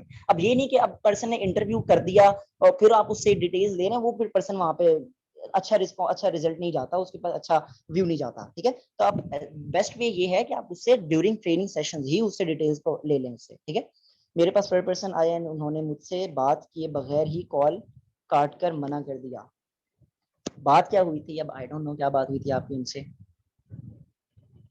तो जो डिटेल्स हैं 12 डिजिट आईडी की, वो आप ड्यूरिंग ट्रेनिंग सेशन ही पर्सन से मंगवा लिया करें। पर्सन पूछेगा कि मैम ये मेरी डिटेल्स क्यों चाहिए, फीमेल्स को ज्यादा होता है कि आईडी कार्ड मंगवा रहे हैं, क्या क्या मसला है, ठीक है। सो देन उसको आप बता दें कि आप अपने आईडी कार्ड अगर मंगवा रहे हैं तो उनको कहें कि अपना आईडी कार्ड नंबर और अपनी पिक को आप हाइड कर दें, हमें जस्ट आपकी डेट ऑफ बर्थ से कंफर्मेशन करनी है, उससे कंसर्न है और किसी चीज से कंसर्न नहीं है, ठीक है।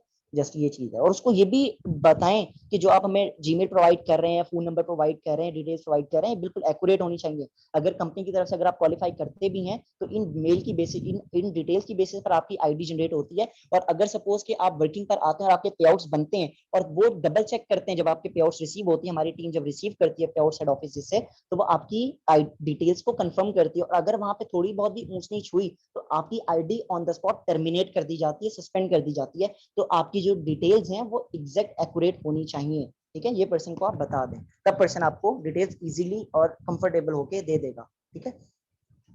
अच्छा, और की क्वेश्चन, तो इस तरीके से आप अपने पर्सन को दे सकते हैं। और ये आज का सेशन था जिसमें हमने how to conduct perfect marketing plan के बारे में सोच देखा, और जिसमें हमने पर्सन को शॉपिंग के बारे में भी आइडिया दे दिया, उसका मेंटली प्रिपेयर कर दिया।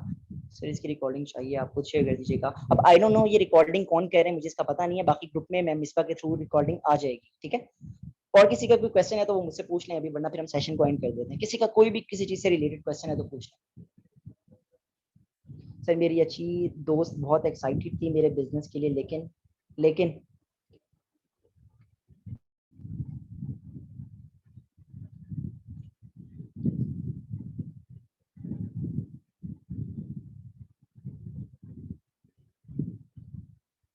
डे 1 के देखने के बाद उनका कोई मैसेज नहीं आया। देखिए हाँ, अब यहाँ पे बात आती है आपके वो दोस्त हैं, ये दो चीजें होती हैं यहाँ पे, ठीक है। एक होती है आपकी वार्म मार्केट और एक होती है आपकी कोल्ड मार्केट। वार्म मार्केट में आते हैं आपके नॉन पर्सन, ठीक है। कोल्ड मार्केट में आते हैं आपके अननोन पर्सन। सबसे ज्यादा मुश्किल काम अपने नॉन पर्सन को टैकल करना होता है, ठीक है। जो आपकी फ्रेंड सर्कल होता है या आपके जो नॉन पर्सन होते हैं ना, वो कभी भी आपको सीरियस नहीं लेते, ये बात हमेशा याद रखिएगा, ठीक है। वो आपको कभी भी सीरियस नहीं लेंगे। जो अननोन पर्सन होंगे ना, आपने उसको कहा कि सर ये हमारी बिजनेस प्रेजेंटेशन है, can I call you for prospecting या इंट्रोडक्शन, जो भी आप उसको इनिशियल मैसेज ड्रॉप करके कॉल करते हैं, उसको आपने कॉल की, उससे आप जो बात करेंगे ना वो प्रोफेशनली बात करेंगे और जस्ट काम से रिलेटेड बात करेंगे, कोई एक्स्ट्रा बात नहीं होगी आपके उसके दरमियान। लेकिन जो आपके नॉन पर्सन होते हैं उसमें आपका मजाक भी उड़ाया जाता है, आपको डिमोटिवेट भी किया जाता है, ठीक है। आपको मोटिवेट कम पर्सन का आपके शायद पेरेंट्स कर देते होंगे, वरना और कोई भी पर्सन आपको मोटिवेट नॉन पर्सन में नहीं करता, ये बात याद रखिएगा। और सबसे ज्यादा मुश्किल ही आपकी वार्म मार्केट होती है जिसमें आपके नॉन पर्सन आते हैं, ठीक है। एलएलपी का सर कुछ लोग कहते हैं कि हमारे पास पैसे नहीं, घर वाले नहीं मानते। अच्छा, इसका मैंने ऑब्जेक्शन हैंडलिंग में ये सेशन में बताया था, इसका घर वाले नहीं मानते, ठीक है। घर वाले तो किसी चीज के लिए भी नहीं मानते, ठीक है। उससे पूछे आप एंड्रॉइड मोबाइल यूज करें, आपके फादर के या पेरेंट्स के दौर में एंड्रॉइड फोन हुआ करते थे, कहेगा नहीं हुआ करते थे। उनको कहो कि आपके पेरेंट्स के दौर में खत लिखा करते थे, पीसी हो जाया करते, पीएस हो जाया करते थे, पीसी हो जाया करते थे फोन कॉल्स करने के लिए इतनी दूर दूर, ठीक है। उनके पास ये वाली टेक्नोलॉजी नहीं थी। लेकिन आज आपके पेरेंट्स भी एंड्रॉइड फोन यूज करते हैं और आप भी यूज करते हैं। उनको पूछें कि जब आपने एंड्रॉइड मोबाइल फोन लेना था, आपके पेरेंट्स को तो नहीं पता था व्हाट्सएप क्या होता है, फेसबुक क्या होती है, लेकिन आपको पता था, आपने उनको मनवाया, ठीक है। किसी के भी father parents mother already convinced नहीं होते, कन्विंस किया जाता है। अगर जिस चीज को आप प्रायोरिटी दे रहे हो ना, वो चीज आप अपने पेरेंट्स से मनवा भी लेते हो। उससे पूछो आप स्टडी कर रहे हो, सपोज कि आप डॉक्टर बन रहे हो, ठीक है, या आप कोई भी फील्ड चूज कर रहे हो, उससे पूछो कि क्या आप पेरेंट्स ने जबरदस्ती आपको फील्ड चूज कराई, कहेगा नहीं से मेरा इंटरेस्ट था। इंटरेस्ट पेरेंट्स को तो नहीं पता था, इंटरेस्ट बताया गया पेरेंट्स को, ठीक है। तब पेरेंट्स को पता चला अच्छा हमारे बच्चे का इस चीज में इंटरेस्ट है, तब उन्होंने डिटेल्स पूछी, क्या स्कोप है, आगे जॉब मिलेगी या नहीं मिलेगी, स्टडी क्राइटेरिया क्या है, फीसिस क्या है, कॉलेज कौन सा, यूनिवर्सिटी कौन सी, ठीक है। तब जाके आपने इनको बताया, समझाया, गाइड किया, अपना इंटरेस्ट बताया, गिड़गिड़ाए। पेरेंट्स ऐसे नहीं मानते, ग्राउंड पेरेंट्स खास तौर पे, ठीक है। जब आप उनसे पैसों की डिमांड कर रहे हो खास तौर पे नहीं मानते। लेकिन जब आप किसी चीज को प्रायोरिटी देते हो ना, वो चीज आप मनवा भी लेते हो। उसको कहो अभी आपने घूमने फिरने जाना हो फ्रेंड्स के साथ, आप चले जाते हो, ठीक है। होटलिंग करने जानी हो चले जाते हो, मोबाइल फोन लेना हो ठीक कराना हो मोबाइल फोन ठीक करा लेते हो, ठीक है। कार्स पे इधर उधर पार्टी करनी हो पार्टी कर लेते हो, टूर्स पे जाना हो फ्रेंड्स के साथ चले जाते हो। तो एक बिजनेस स्टेप लेने में आपके पेरेंट्स क्यों नहीं मान रहे, बल्कि पेरेंट्स को तो प्राउड फील करना चाहिए कि हमारा बेटा किसी चीज में पैसा जाया नहीं कर रहा, उल्टा पैसा कमाने का सोच रहा है। पेरेंट्स मानेंगे जरूर, मनाने का ट्राई तो करो, ठीक है। फिर कैंडिडेट्स ट्राई नहीं करते, बात ये है। हमने भी तो किया 2सीसी, हमारे पेरेंट्स कौन सा पैसे लेके बैठे हुए थे कि आओ माँ पैसे ले लो और मुझसे 2सीसी करा लो या एफएलपी ज्वाइन कर लो, नहीं होता ऐसा, किसी के भी नहीं करते, ठीक है। आपको मनवाना पड़ता है या आपको खुद से कुछ ना कुछ ऐसा मुश्किल स्टेप लेना पड़ता है जो आपकी लाइफ चेंज कर सकता है, अगर आपको लगता है। एफएलपी का नेम सुनकर नहीं हो जाता, एफएलपी का नेम सुनकर पता नहीं क्या हो जाता है, बहुत सारे लोग के साथ ये हुआ। अच्छा, एफएलपी का नेम सुन के देखें, ये भी होता है कि पर्सन का कुछ एक्सपीरियंस रहा होता है एफएलपी के साथ, या कुछ सुनी सुनाई बातों में आते हैं। अब पर्सन कह रहा है ना कि आप उससे उसको मैसेज किया, वो आपसे पूछेगा कि आप एफएलपी से हैं, आप कहेंगे जी अल्हम्दुलिल्लाह एफएलपी से मैं मैसेज कर रहा हूँ आपको। वो कहेगा कि ना नहीं नहीं रहने दें, वो ये मैसेज करेगा। आप उससे पूछेंगे सर आपका कोई एक्सपीरियंस रहा है एफएलपी से, बल्कि उससे पूछेंगे सर एनी रीजन, वो कहेगा कि नहीं मैंने पहले ज्वाइन किया था, मेरे दोस्त ने ज्वाइन किया था। फिर उसको कहें sir can I call you, उससे कॉल पे लें और फिर उसको एक्सप्लेन करें फॉरएवर के बारे में, ठीक है। हर पर्सन मोस्टली 90% ऐसे कहते हैं कि फॉरएवर के नाम सुन के भाग जाते हैं। सर अब जिनका कल इंटरव्यू है उनको किस तरह से पहले से माइंड बनाया जाए ये बता दें, कि अभी कांटेक्ट करके उनको थोड़ा सा माइंड बनाया जाए। नहीं नहीं, कल सुबह करें, कांटेक्ट करें। अभी माइंडसेट आपने क्या बनाना है, उनका माइंडसेट इस चीज पे बस प्रिपेयर रखें कि उनका जो फाइनल इंटरव्यू है वो उनका बेस कर है तमाम ट्रेनिंग सेशंस के ऊपर, और यही फाइनल इंटरव्यू जिसमें उनकी सिलेक्शन होनी है, और थोड़ा सा डिटेल इंटरव्यू होगा और सीनियर मैनेजर्स कंडक्ट करेंगे या मैनेजर्स कंडक्ट करेंगे, ये बोल दें, ठीक है। और थोड़ा सा टफ क्रिटिकल क्वेश्चंस पूछे जाते हैं, ये भी उसको बता दें ताकि उसको थोड़ा सा डर रहे। लोग एफएलपी या नेटवर्क मार्केटिंग का नाम सुनकर ही भाग जाते हैं। अच्छा, नेटवर्क मार्केटिंग, ये मैंने ऑब्जेक्शन हैंडलिंग में बताया था कि नेटवर्क मार्केटिंग, पर्सन कह रहा है नेटवर्क मार्केटिंग नहीं करनी, ठीक है। उसको कहो दुनिया के अंदर दो चीजें हैं, ठीक है, जॉब या बिजनेस। जॉब करोगे, बॉस है, बॉस आपको इंटरव्यू के तौर पे आप इंटरव्यू देने जा रहे हो। अब बॉस के पास सिर्फ आप अकेले एम्प्लॉय नहीं है, बॉस के पास और भी बहुत सारे एम्प्लॉयज हैं, ठीक है। जितने भी एम्प्लॉयज हैं वो बॉस का नेटवर्क है, आप बॉस के नेटवर्क के अंदर वर्क कर रहे हो, ठीक है। अब उसको कहो या तो बॉस के अंडर नेटवर्क बन के काम कर लो as a job in person, या अपना खुद का नेटवर्क बना लो बिजनेस ऑनर बन के। क्या करोगे, कहेगा सर मैं बिजनेस ऑनर बनना चाहता हूँ। उसको को गुलामी करना चाहते हो या आजादी से अर्निंग करना चाहते हो, कहेगा आजादी से अर्निंग करना चाहता हूँ। तो कहो कि फिर नेटवर्क मार्केटिंग तो दुनिया के एक एक चीज के अंदर घुसी हुई है। सर प्लीज कहना है ना हो क्या चीज? जी अली बोले। नेटवर्क मार्केटिंग आपकी हर एक चीज के अंदर इन्वॉल्वमेंट रखती है, ठीक है। कोई भी ऐसी चीज नहीं जिसके अंदर नेटवर्क मार्केटिंग ना हो या नेटवर्किंग ना हो। अब आपकी और मेरी कन्वर्सेशन हो रही है एक नेटवर्क के थ्रू हो रही है, ठीक है। आप लोग बाजार शॉपिंग करने जाते हैं, एक नेटवर्क के थ्रू आती है मार्केट के अंदर चीज, ठीक है। तो नेटवर्क आपका हर एक चीज के अंदर इन्वॉल्वमेंट रखता है। जॉब करोगे, जॉब के लिए अब एजुकेशन सिस्टम में नेटवर्किंग है, ठीक है। अब स्टूडेंट्स ही ना हो क्या यूनिवर्सिटी कॉलेज स्कूल चल सकते हैं? नहीं चल सकते। प्रिंसिपल है, प्रिंसिपल के अंदर टीचर्स हैं, टीचर्स के नीचे स्टूडेंट्स हैं, ठीक है। फिर उनका अपना एक स्टाफ होता है प्रिंसिपल के नीचे। तो प्रिंसिपल का एक नेटवर्क, एक चेन बनी हुई है, ठीक है। एक क्लास है, एक क्लास के 2 सेक्शन है, ए बी 4 सेक्शन बना दिए, ABCD, ठीक है। अब वो सेक्शन जो है वो नेटवर्क है एक स्कूल का, ठीक है। स्टूडेंट्स नेटवर्क है, टीचर्स नेटवर्क है, जो प्रिंसिपल है वो ऑनर है, ठीक है। तो नेटवर्क आपका हर एक चीज के अंदर इन्वॉल्वमेंट रखता है। अली जी पूछें, आप पूछें। Ali Shahzad sir please can I now? जी पूछें। और कोई क्वेश्चन है किसी का तो पूछ लीजिए, वरना फिर हम एंड करें। अली आपने क्वेश्चन किया हुआ है, आप मुझसे पूछ लीजिए जल्दी से। सर कुछ लोग कहते हैं अमाउंट फिक्स मिलती है जॉब से, ये अमाउंट फिक्स नहीं है, हमें घर चलाना होता है, कुछ बॉयज कहते हैं। अच्छा, अमाउंट फिक्स अमाउंट चलानी, उनसे पूछें कि आपके ड्रीम्स क्या हैं, ठीक है। उसकी ना ड्रीम के ऊपर पूछें, उसकी नीड आइडेंटिफिकेशन करें यहाँ पे, ठीक है। उसके एम्स के बारे में पता करें, उसके एम्स क्या है। वो कहेगा मेरा एम्स ये है, मैं मुझे हैवी बाइक का शौक है, या फिर मुझे पेरेंट्स को सपोर्ट करना है। उसको कहें आपकी सैलरी कितनी है, वो कहेगा 30-40 हज़ार रुपए। उसको कहें 30-40 हज़ार रुपए में पाकिस्तान में रहते हुए क्या पॉसिबल है कि आप अपने ड्रीम्स भी फुलफिल करें और अपने घर के एक्सपेंसेस भी पूरे करें? कहेगा नहीं है पॉसिबल। तो उसको कहें कि आपको ये कौन कह रहा है कि आप अपनी जॉब ही छोड़ दें? उसको कहें कि आपने अगर कुछ एक्स्ट्रा करना है ना, तो आपको एक्स्ट्रा सोर्स ऑफ इनकम बनाना पड़ेगा। और एक्स्ट्रा सोर्स ऑफ इनकम के लिए आप एक दिन में 2-2 जॉब्स तो नहीं कर सकते। एक जॉब पे आप 12 घंटे टाइम दे रहे हैं, तो अगली जॉब पे 12 घंटे टाइम नहीं दे सकते। 24 घंटे तो वैसे ही आपके जॉब्स के अंदर ही पूरे हो जाएंगे। सोएंगे कैसे, खाना कब खाएंगे, रिलैक्स कब करेंगे, फैमिली को कब टाइम देंगे, ठीक है। तो जॉब के टाइम के बाद आपके पास सोर्स ऑफ इनकम अर्न करने के लिए एक ही अपॉर्चुनिटी बचती है, ऑनलाइन, ठीक है। ऑनलाइन अपॉर्चुनिटीज ही वो अपॉर्चुनिटीज हैं जो आपको किसी भी टाइम पे अवेल हो सकती है, ठीक है। आप घर बैठ के वर्किंग सोशल मीडिया भी तो यूज करते हो ना जॉब से आने के बाद, ठीक है। तो जॉब से आने के बाद बिजनेस रन कर लो अपना डिजिटली, वहां से अर्निंग कर लो, पैसिव इनकम तो आएगी, ठीक है। ड्रीम्स तो पूरे कर सकते हो। जहाँ एक्सपेंसेस गुड गुड के कम कर रहे थे, वहां खुल के एक्सपेंसेस तो कर सकते हो, ठीक है। तो इस तरीके से आप उसको प्ले कर सकते हैं। और कोई क्वेश्चन जल्दी जल्दी से पूछ लीजिए, फिर एंड कर दूं ताकि मैं।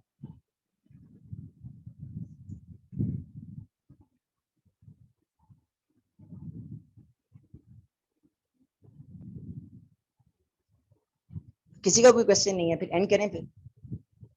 बहुत शुक्रिया सर, सेशन बहुत अच्छा था आपका, थैंक यू सो मच।